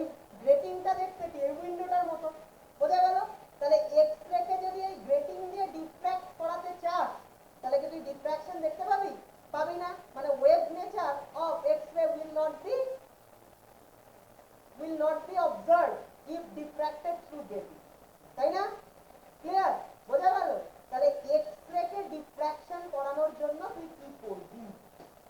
এক্স-রে কে বেসিক্যালি ডিফ্র্যাকশন করানো হয় থ্রু ক্রিস্টাল। ঠিক আছে, ভালো করে দেখ, একটা ক্রিস্টাল দিয়ে, ঠিক আছে? ক্লিয়ার? কি ভুল ছিল? ভুল কিছু না, একটা ভিজিবল লাইটকে ডিফ্র্যাকশন করানো হয় কি দিয়ে? গ্রেটিং দিয়ে ডিফ্র্যাকশন করানো যেতে পারে, ঠিক আছে? বাট গ্রেটিংটা দিয়ে তো একটা এক্স-রে কে ডিফ্র্যাকশন করানো যেতে পারে না, কারণ এক্স-রে ওয়েভলেন্থটা তো অনেক ছোট ভিজিবল লাইটের থেকে, ঠিক আছে? ক্লিয়ার? তাহলে এক্স-রে কে ডিফ্র্যাকশন করানোর জন্য কি করতে হবে? ঠিক আছে, এক্স-রে কে ডিফ্র্যাক্ট করাতে পারে হচ্ছে একমাত্র ক্রিস্টাল, ঠিক আছে? ওকে, কি হয় জিনিসটা ভালো করে দেখার চেষ্টা কর, বুঝলাম এটা, ঠিক আছে? X-ray diffraction by a crystal, আমি হেডিং এই লিখেছি, জিনিসটা দেখ কি। সেটা হচ্ছে এক্স-রে এর ক্ষেত্রে কি থাকে, দেখ একটা ক্রিস্টালের ক্ষেত্রে কি থাকে? ক্রিস্টালের ক্ষেত্রে কি হয়? The atoms or the molecules in the crystal are arranged symmetrically, তাই তো? ক্লিয়ার? তার মানে একটা ক্রিস্টালের ক্ষেত্রে কি হয়? এরকম ভাবে মলিকুলস গুলো বা অ্যাটমস গুলো কি থাকে? সিমেট্রিক্যালি অ্যারেঞ্জ হয়ে থাকে, ঠিক আছে? ওকে, এবার এদের মধ্যে যে ইন্টার অ্যাটমিক ডিসটেন্স বা এই যে ইন্টার অ্যাটমিক ইন্টারপ্লেনার ডিসটেন্স, ঠিক আছে? ক্রিস্টালের মধ্যে এরকম যে ডিফারেন্ট প্লেন গুলো রয়েছে, এই প্লেন গুলোর মধ্যে যে ডিসটেন্স থাকে না, এই ডিসটেন্সটা কি হয়? এই ডিসটেন্সটা অনেক ছোট হয়, অ্যাংস্ট্রম অর্ডারে হয়। কত অর্ডারে? অ্যাংস্ট্রম অর্ডারে হয়, 10⁻⁻10 মিটার। তাহলে হ্যাঁ, এটা একটা ক্রিস্টাল, যেমন ক্রিস্টাল জিঙ্ক প্লেট একটা ক্রিস্টাল, হ্যাঁ, আর সোডিয়াম ক্লোরাইড একটা ক্রিস্টাল, ঠিক আছে? ক্লিয়ার? এগুলো ক্রিস্টাল। এই ক্রিস্টালের ক্ষেত্রে এইগুলো হচ্ছে অ্যাটমস, অ্যাটমস গুলো ক্রিস্টালে সিমেট্রিক্যালি অ্যারেঞ্জ। তাহলে তুই এরকম ভাবে কি ক্রিস্টাল প্লেন গুলো পাবি, ঠিক আছে? এই ইন্টারপ্লেনার যে ডিসটেন্স গুলো থাকে ক্রিস্টালের মধ্যে, সেই প্লেনের ইন্টারপ্লেনার ডিসটেন্স গুলো কি অ্যাংস্ট্রম অর্ডারে, মানে 10⁻⁻10 মিটার। তার মানে এদের মধ্যে ইন্টারপ্লেনার ডিসটেন্স গুলো বেসিক্যালি কি বলতো, ওই গ্রেটিং এর মধ্যে যে ডাইমেনশনের ডিসটেন্স গুলো ছিল তার থেকেও ছোট, ঠিক আছে? তাহলে এখানে ইন্টারপ্লেনার ডিসটেন্স গুলো বেসিক্যালি এক্স-রে যে ওয়েভলেন্থ তার সঙ্গে কম্পেয়ারেবল। এখানকার ক্রিস্টালের মধ্যে ইন্টারপ্লেনার ডিসটেন্স গুলো বেসিক্যালি কি ওই এক্স-রে যে ওয়েভলেন্থ তার সঙ্গে কম্পেয়ারেবল, ঠিক আছে? তাই এক্স-রে কি হয়? এক্স-রে একটা, ভালো করে বল, এক্স-রে কি হয়? এক্স-রে একটা ক্রিস্টাল দিয়ে ডিফ্র্যাক্টেড হয়। এক্স-রে কি হয়? এক্স-রে একটা ক্রিস্টাল দিয়ে ডিফ্র্যাক্টেড করা যায়, ঠিক আছে? তার মানে একটা crystal behaves like a grating for X-ray, ঠিক আছে? বুঝতে পারলাম? ক্লিয়ার? ওকে, তাহলে এখানে আমরা খুব ইম্পর্টেন্ট একটা জিনিস দেখবো, সেটাকে বলা হয় ব্র্যাগস ল।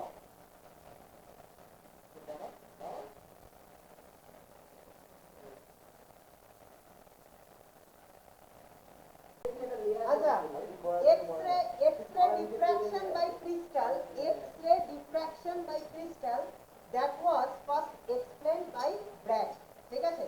ব্র্যাগ প্রথম X-ray diffraction by crystalটাকে কি করেছিল? অ্যানালাইজ করেছিল, ঠিক আছে? কিভাবে করেছিল? একটা খুব সিম্পলিফাইড মডেল দিয়ে। কি সেই মডেলটা, ভালো করে দেখ। ব্র্যাগ বলল, ধর একটা X-ray এসে পড়ছে ক্রিস্টালের উপর, ভালো করে দেখ, X-ray কার উপর এসে পড়ছে? ক্রিস্টালের উপর, ঠিক আছে? এবার ক্রিস্টালের মধ্যে কি থাকে? ডিফারেন্ট ক্রিস্টাল প্লেনস থাকে, ঠিক আছে? আমরা এই ক্রিস্টাল প্লেন গুলোকে ড্র করেছি, একটা প্লেন, একটা প্লেন, একটা প্লেন, ঠিক আছে? ক্রিস্টাল প্লেন, ঠিক আছে? এবার ব্র্যাগ বলল যে এক্স-রেটা এসে ইনসিডেন্ট হওয়ার পরে ফার্স্ট এক্স-রেটা কি হলো? ফার্স্ট প্লেনটা দিয়ে রিফ্লেক্টেড হয়ে গেল, ঠিক আছে? আরেকটা এক্স-রে কি হলো? সেকেন্ড প্লেনটা দিয়ে ক্রিস্টাল প্লেনটা থেকে রিফ্র্যাক্টেড হলো, রিফ্লেক্টেড হলো, ঠিক আছে? ওকে, আমরা এখানে রিফ্র্যাকশন যেটা হবে সেটাকে ইগনোর করছি, ঠিক আছে? সিম্পলিসিটির জন্য, ওকে? এবার ব্র্যাগ বলল, তুই চিন্তা করে দেখ, এই যে দুটো রিফ্লেক্টেড রে, এই রিফ্লেক্টেড রে দুটোর মধ্যে একটা পাথ ডিফারেন্স রয়েছে। কেন? তুই যদি এইখান থেকে একটা নরমাল ড্র করিস, ও পয়েন্ট থেকে এ পয়েন্টে একটা নরমাল ড্র কর, আর ও পয়েন্ট থেকে সি পয়েন্টে একটা নরমাল ড্র কর, তাহলে দেখ তো এই পর্যন্ত এই রে দুটো সেম ডিসটেন্স এসছে, আর এখান থেকেও এই রে দুটো সেম ডিসটেন্স গেছে। তাহলে first রেটা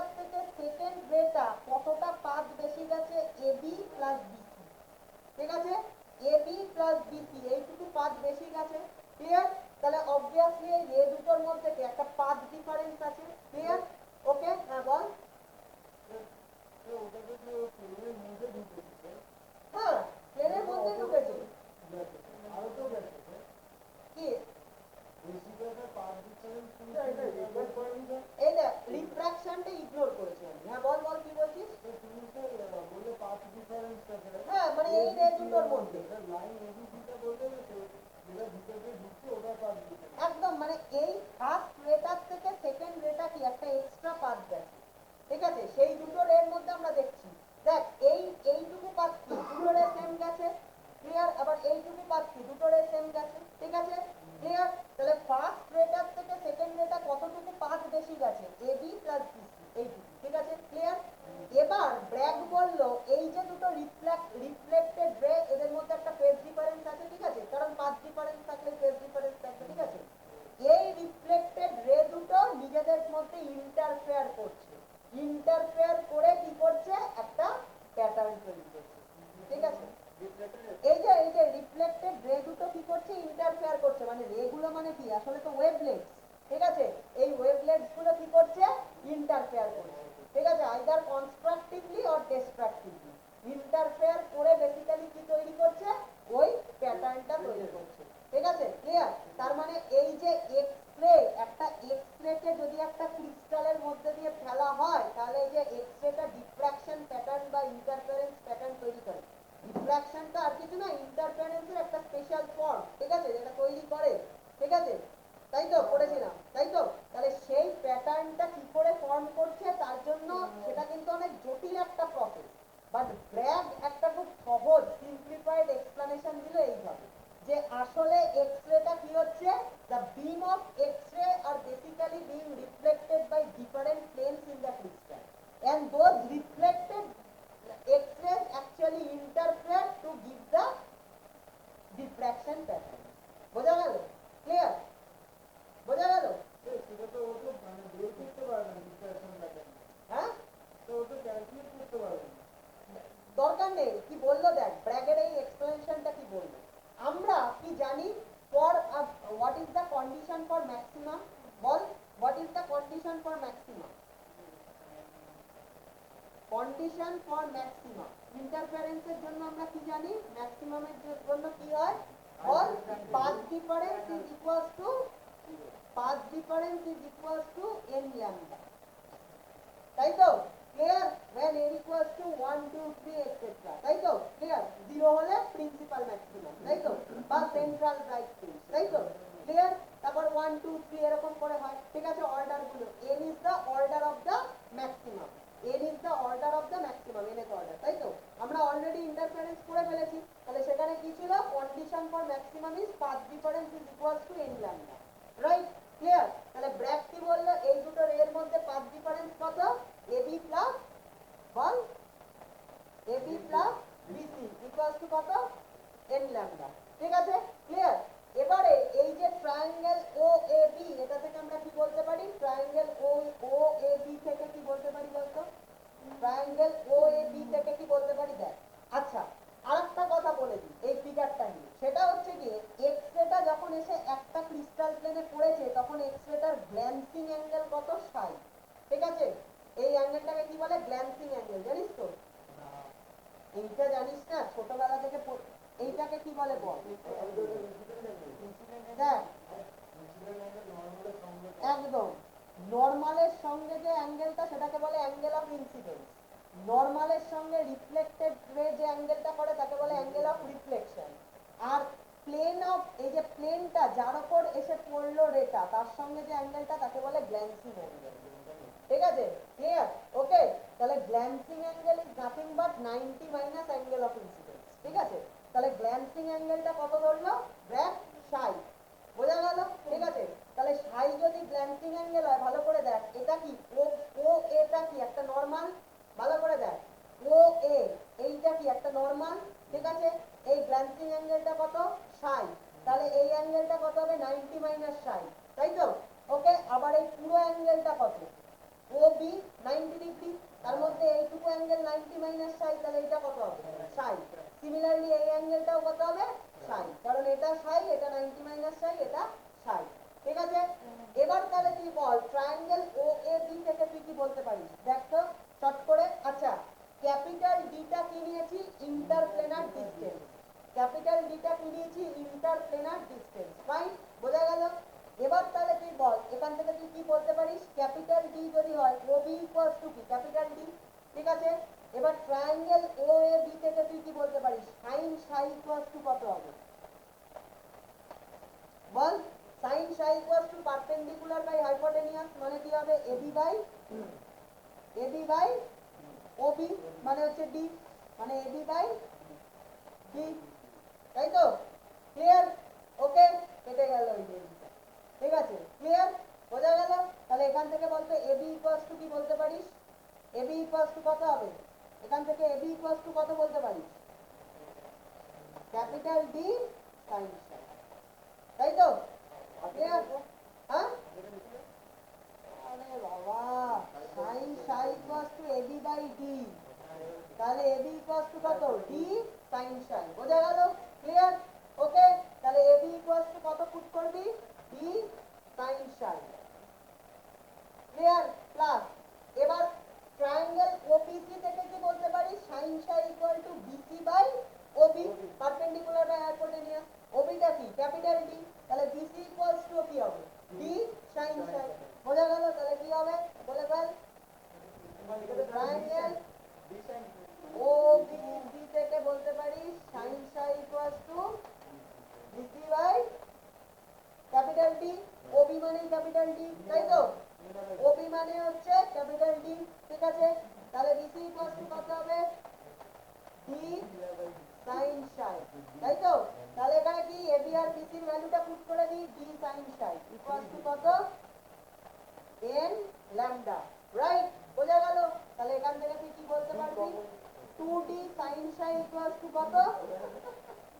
2d sin psi equals to কত? n lambda.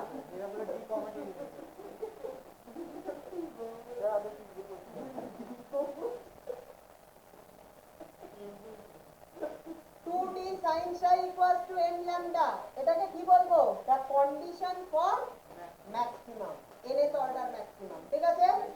ক্লিয়ার? ওকে, তাহলে তুই চিন্তা করে দেখ, ডিটা কি? ইন্টারপ্লেনার স্পেসিং। ডিটা কি? ইন্টারপ্লেনার স্পেসিং। ল্যামডাটা কি? the wavelength for x-ray, আর nটা হচ্ছে the order of the maximum। ঠিক আছে? so this is known as the Bragg's law, the Bragg's law for diffraction of x-ray by a crystal। এত সিম্পলিফাইড ভাবে একটা ক্রিস্টালের ডিফ্রাকশন, ক্রিস্টালটা এক্স-রে ডিফ্রাকশন কি করে করে তার একটা ল দিয়ে দিল প্রায়। ঠিক আছে? ঘটনা হচ্ছে এর পরে একজন সায়েন্টিস্ট ছিল যার নাম হচ্ছে ভন লাও। ভন লাও অ্যাকচুয়ালি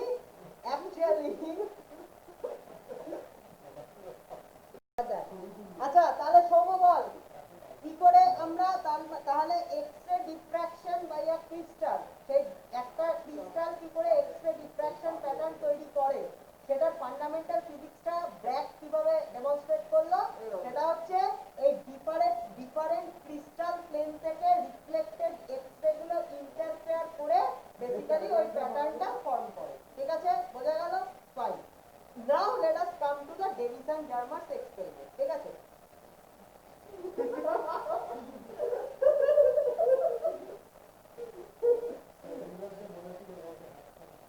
ওটাই করাবো 9টার পরে, 10টা। আচ্ছা, এবার দেখ ডেভিসন-জার্মাস এক্সপেরিমেন্ট দেখ ভালো করে। ডেভিসন-জার্মাস এক্সপেরিমেন্টে কি থাকে? একটা হিটেড ফিলামেন্ট থাকে। ঠিক আছে? ভালো করে দেখ, ডেভিসন-জার্মাস এক্সপেরিমেন্টে একটা হিটেড ফিলামেন্ট থাকে। ঠিক আছে? ভালো করে, একটা হিটেড ফিলামেন্ট। ঠিক আছে? সেখান থেকে একটা এরকম অ্যানোড দেওয়া থাকে। ঠিক আছে? এখানটা গ্যাপ থাকে। ঠিক আছে? একটা অ্যানোড। ফাইন। একটা অ্যানোড থাকে পজিটিভ পোটেনশিয়াল। ঠিক আছে? একটা অ্যানোড থাকে অবভিয়াসলি পজিটিভ পোটেনশিয়াল দেওয়া। ঠিক আছে? হ্যাঁ, একদম, এটা একটা অ্যানোড, সেটা অ্যানোডটার পজিটিভ পোটেনশিয়াল দেওয়া। ঠিক আছে? ক্লিয়ার? তাহলে আরে এই যে এইটা অ্যানোড, বোঝা গেছে? এবার জিনিসটা ভালো করে বোঝার চেষ্টা কর। এবারে কি হয়? এই হিটেড ফিলামেন্টটা থেকে কি হয়? হিটেড ফিলামেন্টটা থেকে ইলেকট্রন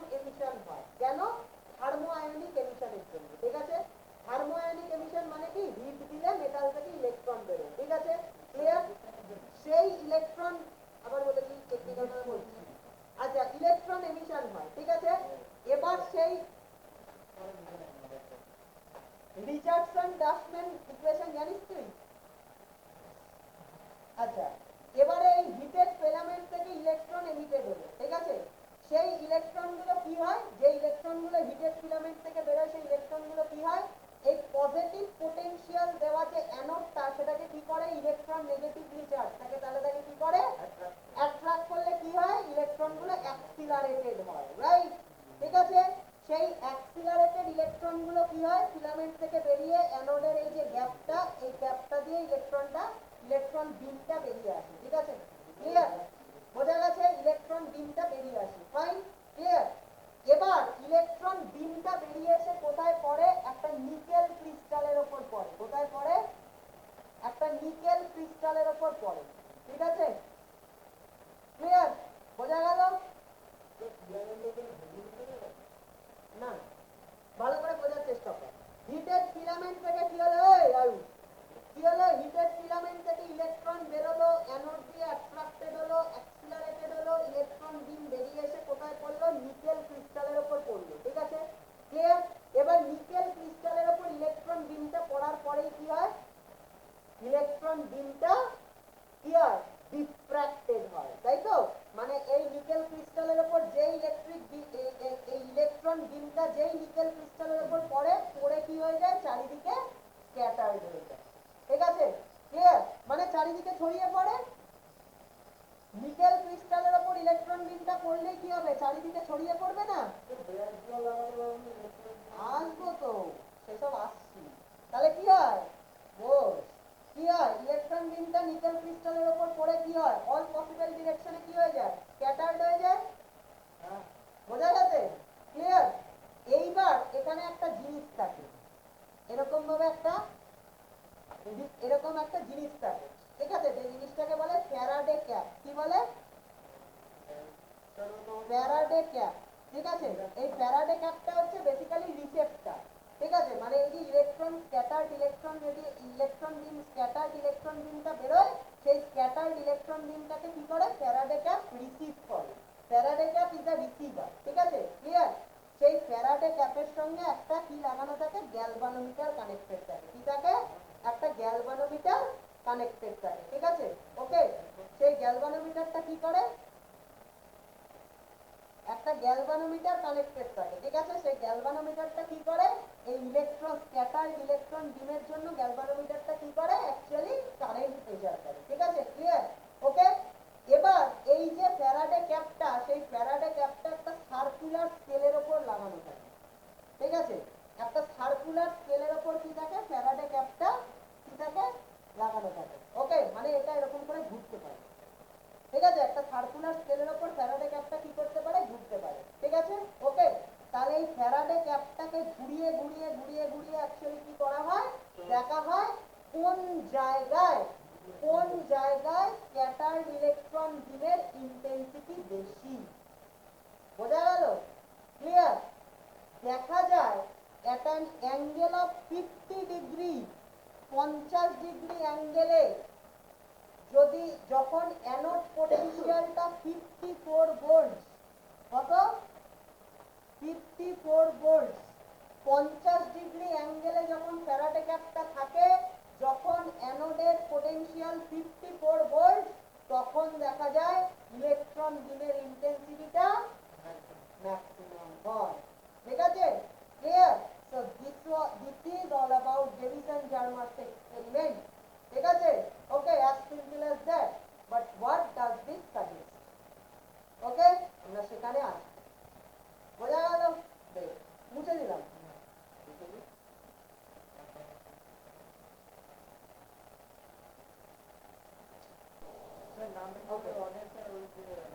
ওকে, কি হিটেড ফিলামেন্ট, আচ্ছা এবার দেখ ভালো করে কি হয়েছে, মনে হচ্ছে? আচ্ছা,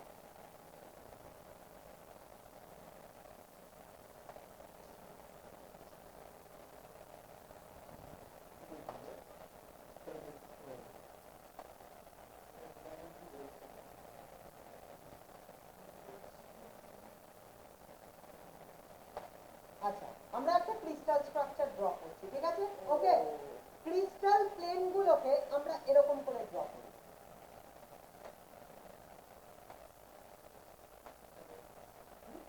ক্লিয়ার? কেন ক্রিস্টাল প্লেন গুলোকে এরকম করে ড্র করলাম? কারণ আমরা লাইট রেটা কিরকম ভাবে আমরা বা ইলেকট্রন বিমটাকে কিরকম করে নিয়েছি, এরকম, ঠিক আছে? কিভাবে নিয়েছি? নর্মাল ইনসিডেন্স, এরকম, ঠিক আছে? তাহলে এই এই এই রেটা কি করে কি হবে তোর রিফ্লেক্টেড হবে প্লেন থেকে, একমাত্র প্লেনটা এরকম হলে রিফ্লেক্টেড হবে, রাইট? যদি এরকম সোজা নিতাম তাহলে তো রিফ্লেক্ট ব্যাক করে সেম পাথে চলে যাবে, ঠিক আছে? ক্লিয়ার? তাই জন্য আমরা ক্রিস্টাল প্লেনটাকে এরকম করে দিলাম, বোঝা গেল? আচ্ছা, এবার ক্রিস্টাল প্লেনের সঙ্গে পারপেন্ডিকুলারটা কি রকম? এরকম, বোঝা গেল? ক্লিয়ার? ঠিক আছে? রিফ্লেক্টেড রেটা কিরকম হবে? এরকম হবে, বোঝা গেল? ক্লিয়ার? আচ্ছা, এবার এই অ্যাঙ্গেল অফ ইনসিডেন্সটাকে আমি বলছি ফাই, আর অ্যাঙ্গেল অফ রিফ্লেকশনটাও কত হবে? ফাই, ঠিক আছে? কোনটা 90 ইগনোর নি। আচ্ছা, এবারে এই প্লেনের সঙ্গে এই রেটার কত অ্যাঙ্গেল? গ্ল্যান্সিং অ্যাঙ্গেল 60, ঠিক আছে? গ্ল্যান্সিং অ্যাঙ্গেলটা কত? 60, বোঝা গেল? ঠিক আছে? গ্ল্যান্সিং অ্যাঙ্গেলটা কত? 60, ঠিক আছে? আচ্ছা, এবারে ভালো করে একটা জিনিস দেখ, যদি এই রেটা ইলেকট্রন বিম না হয়ে, ভালো করে শুনবি, এই রেটা যদি ইলেকট্রন বিম না হয়ে একটা এক্স রে, কি হতো? এক্স রে, তাহলে কি হতো? ইট obviously will obey the Bragg's diffraction law, ঠিক আছে? Bragg's diffraction law অনুযায়ী কি হয়? 2d sin psi equals to n lambda, ঠিক আছে? ক্লিয়ার? ফটাফট। আচ্ছা, এবারে তাহলে তুই একটা জিনিস দেখ, ইন্টারপ্লেনার ডিসটেন্সটা কত? ইন্টারপ্লেনার ডিসটেন্সটা হচ্ছে d, ঠিক আছে? ক্যাপিটাল D, ওকে, বলতে পারলাম? আচ্ছা, আর একই প্লেনের মধ্যে, ভালো করে শোন, একই প্লেনের মধ্যে দুটো অ্যাটমের মধ্যেকার ডিসটেন্স কত? আমি বলছি স্মল d, কত? স্মল d, ঠিক আছে? ক্লিয়ার? একই প্লেনের মধ্যে দুটো অ্যাটমের মধ্যে ডিসটেন্স কত? স্মল d, আর দুটো প্লেনের মধ্যে ডিসটেন্স কত? পারপেন্ডিকুলার ডিসটেন্সটা ক্যাপিটাল D, বুঝতে পারলাম? এবারে দেখ ভালো করে একটা জিনিস, আচ্ছা তুই যদি এইখানে এই যে নরমাল, এই যে লাইট রেটা পড়েছে, নরমাল ইনসিডেন্ট হয়েছে, লাইট এক্স রেটার যে নরমাল ইনসিডেন্ট হয়েছে, তাহলে তার জন্য যদি এরকম একটা নরমাল টানিস তাহলে কিরকম হবে সেটা দেখতে, এখানে এরকম, ঠিক আছে? বোঝা গেল? আর ডি এর সঙ্গে প্যারালাল যদি এখান থেকে একটা লাইন টানিস এরকম হবে, ঠিক আছে? এবার দেখো এই নরমালটার সঙ্গে এই নরমালটার অ্যাঙ্গেল কত? ফাই, তাই তো? তাহলে এই অ্যাঙ্গেলটাও কত হবে? ফাই না? এর প্যারালাল একটা লাইন এখানে টানলাম, আর এটার প্যারালাল এই যে প্লেনের সঙ্গে নরমালের একটা প্যারালাল লাইন টানলাম, তাহলে তাদের মধ্যে অ্যাঙ্গেল কত? ফাই তো। এই অ্যাঙ্গেলটা যদি ফাই হয় তাহলে এই অ্যাঙ্গেলটাও ফাই তো, বুঝতে পারলি তো? কারণ এর সঙ্গে প্যারালাল এটা, এটার সঙ্গে প্যারালাল এটা, তাহলে অ্যাঙ্গেলটা তো ফাই হবে, বোঝা গেল? এটা করসপন্ডিং অ্যাঙ্গেল, ঠিক আছে? আচ্ছা, এই অ্যাঙ্গেলটা যদি ফাই হয় তাহলে এই অ্যাঙ্গেলটা কত? 90 মাইনাস ফাই, এই টোটালটা 90 ডিগ্রি, তাই তো? তাহলে এটা পাই হলে এটা 90 মাইনাস পাই, তাই তো? এবার এই টোটালটা কত? 90 ডিগ্রি, এটা 90 মাইনাস পাই, তাহলে এই অ্যাঙ্গেলটা কত? পাই। ক্লিয়ার? ওকে, বোঝা গেছে? ক্লিয়ার? এটা পাই হলে এটা 90 মাইনাস পাই, আর এটা হচ্ছে পাই, বোঝা গেল? ক্লিয়ার? এটাও পাই হবে, হ্যাঁ?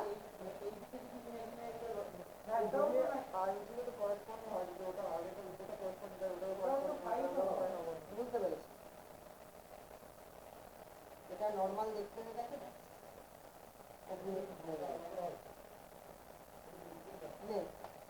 খুশি? অ্যাঙ্গেলটা পাই, ঠিক আছে? এবার খুশি? খুশি? ঠিক আছে? আর এটা নরমাল নেই, ঠিক আছে? খুশি? তাহলে এইটা হচ্ছে গিয়ে কত? এর সঙ্গে এই নরমালটার অ্যাঙ্গেল কত? ফাই, এটা, বোঝা গেল? ক্লিয়ার? এটার সঙ্গে প্যারালাল এটা, এটার সঙ্গে প্যারালাল এটা টানলাম, তাহলে এই অ্যাঙ্গেলটা ফাই। এবার এর সঙ্গে সঙ্গে এটা কত 90 ডিগ্রি করে রয়েছে, তাহলে এই অ্যাঙ্গেলটা কত হবে? এটা পাই হলে এটা 90 মাইনাস পাই, আবার এটার সঙ্গে এই প্লেনটা 90 ডিগ্রি করে রয়েছে, তাহলে এটা 90 মাইনাস পাই হলে এটা কত হবে? পাই। ক্লিয়ার? ওকে, তার মানে এইটা হচ্ছে এই অ্যাঙ্গেলটা লিখে রাখছি 90 মাইনাস পাই, তাহলে এই অ্যাঙ্গেলটা হবে পাই। বোঝা গেল? ক্লিয়ার? ওকে, এবার দুটো অ্যাটমের মধ্যে ডিসটেন্স কত? একই প্লেনে দুটো অ্যাটমের মধ্যে ডিসটেন্স আমি কত বলছি? Small D. ঠিক আছে, তাহলে দেখো এই যে ট্রায়াঙ্গেলটা, এই ট্রায়াঙ্গেলটা থেকে তুই কি বলতে পারিস? সেটা একটা ট্রায়াঙ্গেল দেখতে পাচ্ছিস? ট্রায়াঙ্গেল দেখতে পাচ্ছিস? এই ট্রায়াঙ্গেলটা থেকে তুই কি বলতে পারিস? এই ট্রায়াঙ্গেলটা থেকে sin phi ইকুয়ালস টু কত হবে? sin phi will be perpendicular by hypotenuse, মানে cap d by small d। বোঝা গেল? ঠিক আছে কি না? ঠিক আছে কি না? ঠিক আছে, হ্যাঁ, তাহলে এখান থেকে তুই কি বলতে পারবি? ক্যাপিটাল ডি ইকুয়ালস টু কত হবে? Small D sin phi। বোঝা গেল? ক্লিয়ার? ফাইন। এখান থেকে দেখতো কত হবে? এই প্লেনের সঙ্গে পারপেন্ডিকুলার এটা, তাহলে এই টোটাল অ্যাঙ্গেলটা কত? 90 ডিগ্রি, তাহলে phi plus psi equals to কত? 90 ডিগ্রি। তো phi plus psi equals to ছোট ডি হচ্ছে এই যে দুটো অ্যাটমের মধ্যে ডিসটেন্স, একই প্লেনে থাকা দুটো অ্যাটমের মধ্যে ডিসটেন্স। ঠিক আছে, বোঝা গেল?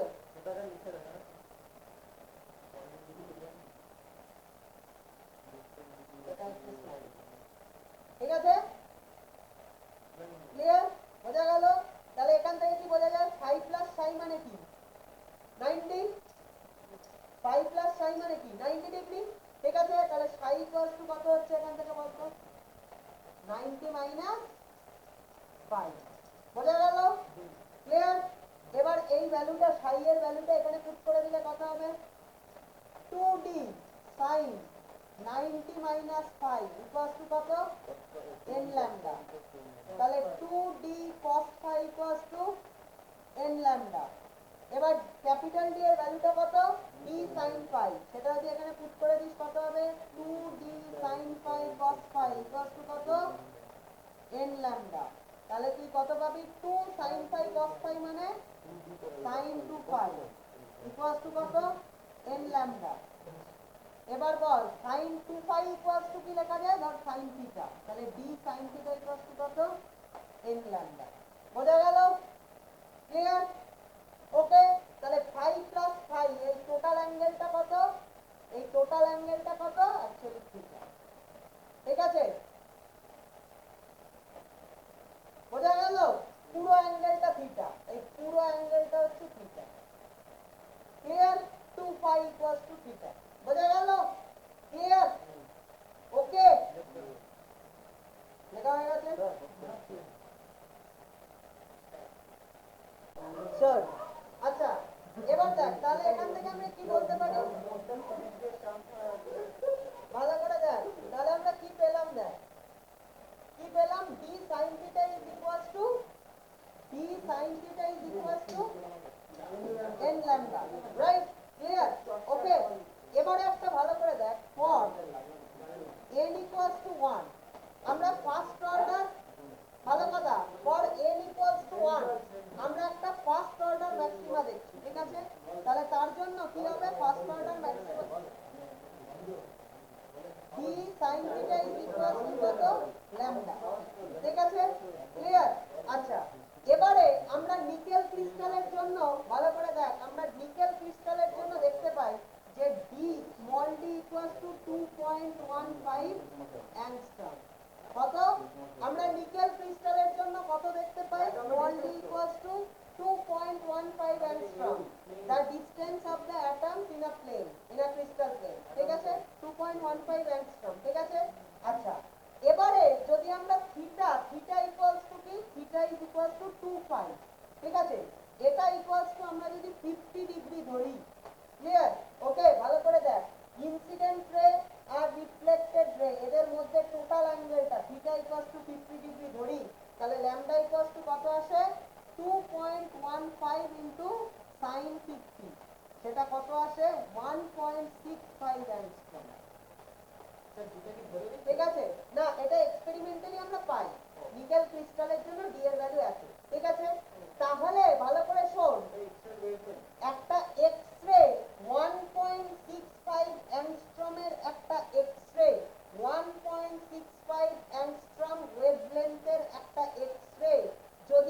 নিকেল ক্রিস্টাল দিয়ে ডিফ্র্যাক্টেড হয় তাহলে 50 ডিগ্রি অ্যাঙ্গেলে ইনসিডেন্ট ডিরেকশনের সঙ্গে 50 ডিগ্রি অ্যাঙ্গেলে একটা ফার্স্ট অর্ডার ম্যাক্সিমা তৈরি করে অ্যাকর্ডিং টু ব্র্যাগস ল। বোঝা গেল? ক্লিয়ার? ঠিক আছে, ফাইন। এবার লেখা হয়েছে এটা একটা একটা ওয়ান, তার মানেটা কি হচ্ছে, একটা 1.65 অ্যাংস্ট্রম ওয়েভলেন্থের এক্স রে যদি একটা নিকেল ক্রিস্টালের ওপর পড়ে তাহলে সেটা 50 ডিগ্রি অ্যাঙ্গেলে ইনসিডেন্ট ডিরেকশনের সঙ্গে 50 ডিগ্রি অ্যাঙ্গেলে একটা ডিরেকশনে কি তৈরি করে, ফার্স্ট অর্ডার ম্যাক্সিমা তৈরি করে। বোঝা গেল? ক্লিয়ার? এইটা এক্সপেরিমেন্টাল ভ্যালু। ঠিক আছে, ক্লিয়ার? নিকেল ক্রিস্টালের জন্য। ঠিক আছে, ফর নিকেল ক্রিস্টাল। ঠিক আছে, লেখা হয়ে গেছে এটা? ওকে, ফাইন। এবারে খুব ইম্পর্টেন্ট কথা বুঝলাম, আসছি বুঝলাম। আচ্ছা, এবার দেখ তাহলে এবার আমরা এই এক্সপেরিমেন্টটা কি দিয়ে করছি, আমরা এই এক্সপেরিমেন্টটা ভালো করে দেখ, আমরা এক্সপেরিমেন্টটা কি দিয়ে করছি, আমরা তো এক্স রে দিয়ে করছি না এক্সপেরিমেন্টটা, আমরা কি দিয়ে করছি, একটা ইলেকট্রন বিম দিয়ে করছি, রাইট? ঠিক আছে, এবার ভালো করে দেখ সেই ইলেকট্রন বিমটা, ভালো করে দেখ সেই ইলেকট্রন বিমটা যদি অ্যাকর্ডিং টু ডি ব্রগলির হাইপোথিসিস সেই ইলেকট্রন বিমটা যদি একটা ওয়েভ হয়ে থাকে তাহলে অ্যাকর্ডিং টু ডি ব্রগলির হাইপোথিসিস সেই ইলেকট্রন বিমটার ওয়েভলেন্থ কত হবে, ল্যামডা ইকুয়ালস টু h/t। ঠিক আছে, তাহলে ল্যামডা ইকুয়ালস টু কত হবে, h/t মানে কি, মোমেন্টাম ইকুয়ালস টু √2m·e·k। ঠিক আছে, আমরা জানি kinetic energy of the electron কত হয়, কাইনেটিক এনার্জি ইকুয়ালস টু কত হয়, p²/2m, তাই তো, half m v square, half m v square, একদম হাফ এম ভি স্কয়ার।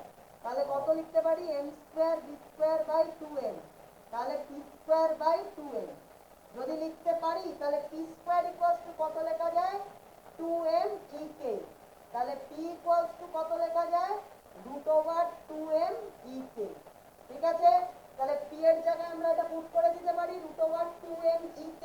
ঠিক আছে, এবার কাইনেটিক এনার্জি অফ দ্য ইলেকট্রনকে আমরা কি লিখতে পারি, E_k ইকুয়ালস টু কত, half m v square equals to আমরা কি লিখতে পারি, E ইনটু ভি না, the charge into potential লিখতে পারি, charge into potential, charge into potential মানে কি, চার্জ ইনটু পোটেনশিয়াল মানে work done, the potential energy, তাই তো, ওয়ার্ক ডান।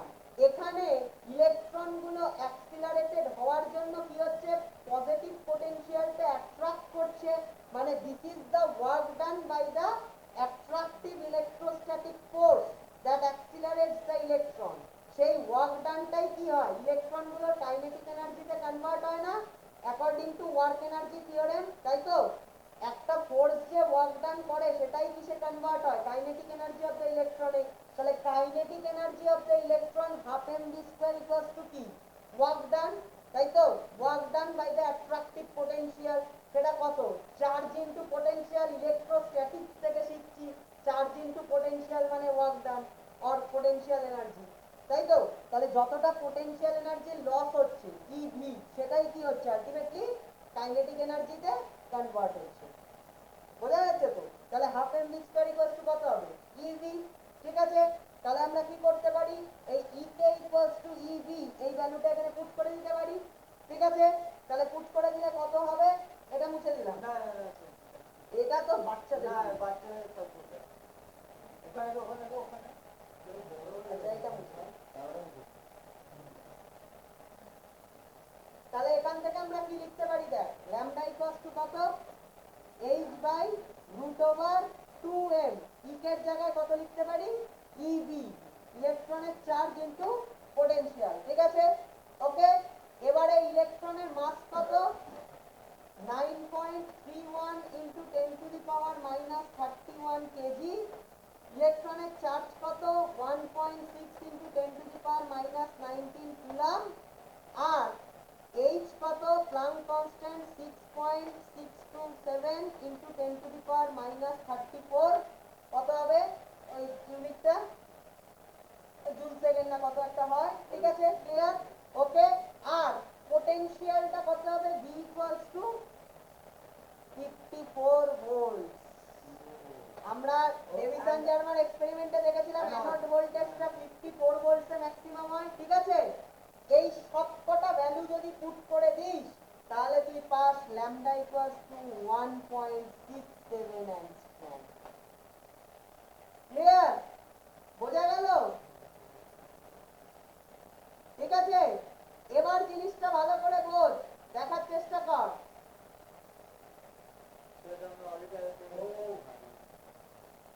এবার জিনিসটা ভালো করে বোঝার চেষ্টা কর কি কনক্লুশন এখান থেকে ড্র হলো। তাহলে একটা 1.65 অ্যাংস্ট্রমের এক্স-রে যদি, বুঝতে পারলি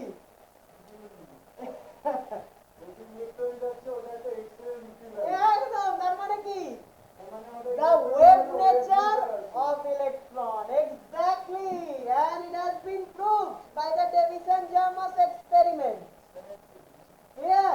তাহলে কি একটা 1.65 অ্যাংস্ট্রমের এক্স-রে যদি ডিফ্র্যাক্টেড হয় একটা ক্রিস্টাল দিয়ে, সেটা কি হয় 50 ডিগ্রিতে একটা ম্যাক্সিমা তৈরি করে, তাই তো। আর একটা ইলেকট্রন বিম যদি according to de Broglie's hypothesis সে ওয়েভ হয়ে থাকে, তাহলে 1.67 অ্যাংস্ট্রমের একটা ইলেকট্রন বিমও 50 ডিগ্রি অ্যাঙ্গেলে একটা ম্যাক্সিমা তৈরি করে। তার মানেটা কি ইলেকট্রন বিমের একটা অ্যাসোসিয়েটেড ওয়েভ নেচার আছে just as the X ray, and hence the wave nature of electron, that is a particle, is proved. So the de Broglie's hypothesis, and the electron is a wave, is not only a wave, it is a wave just as de Broglie predicted. It is a de Broglie wave. So the de Broglie's hypothesis has been experimentally proved by Davison and Germes.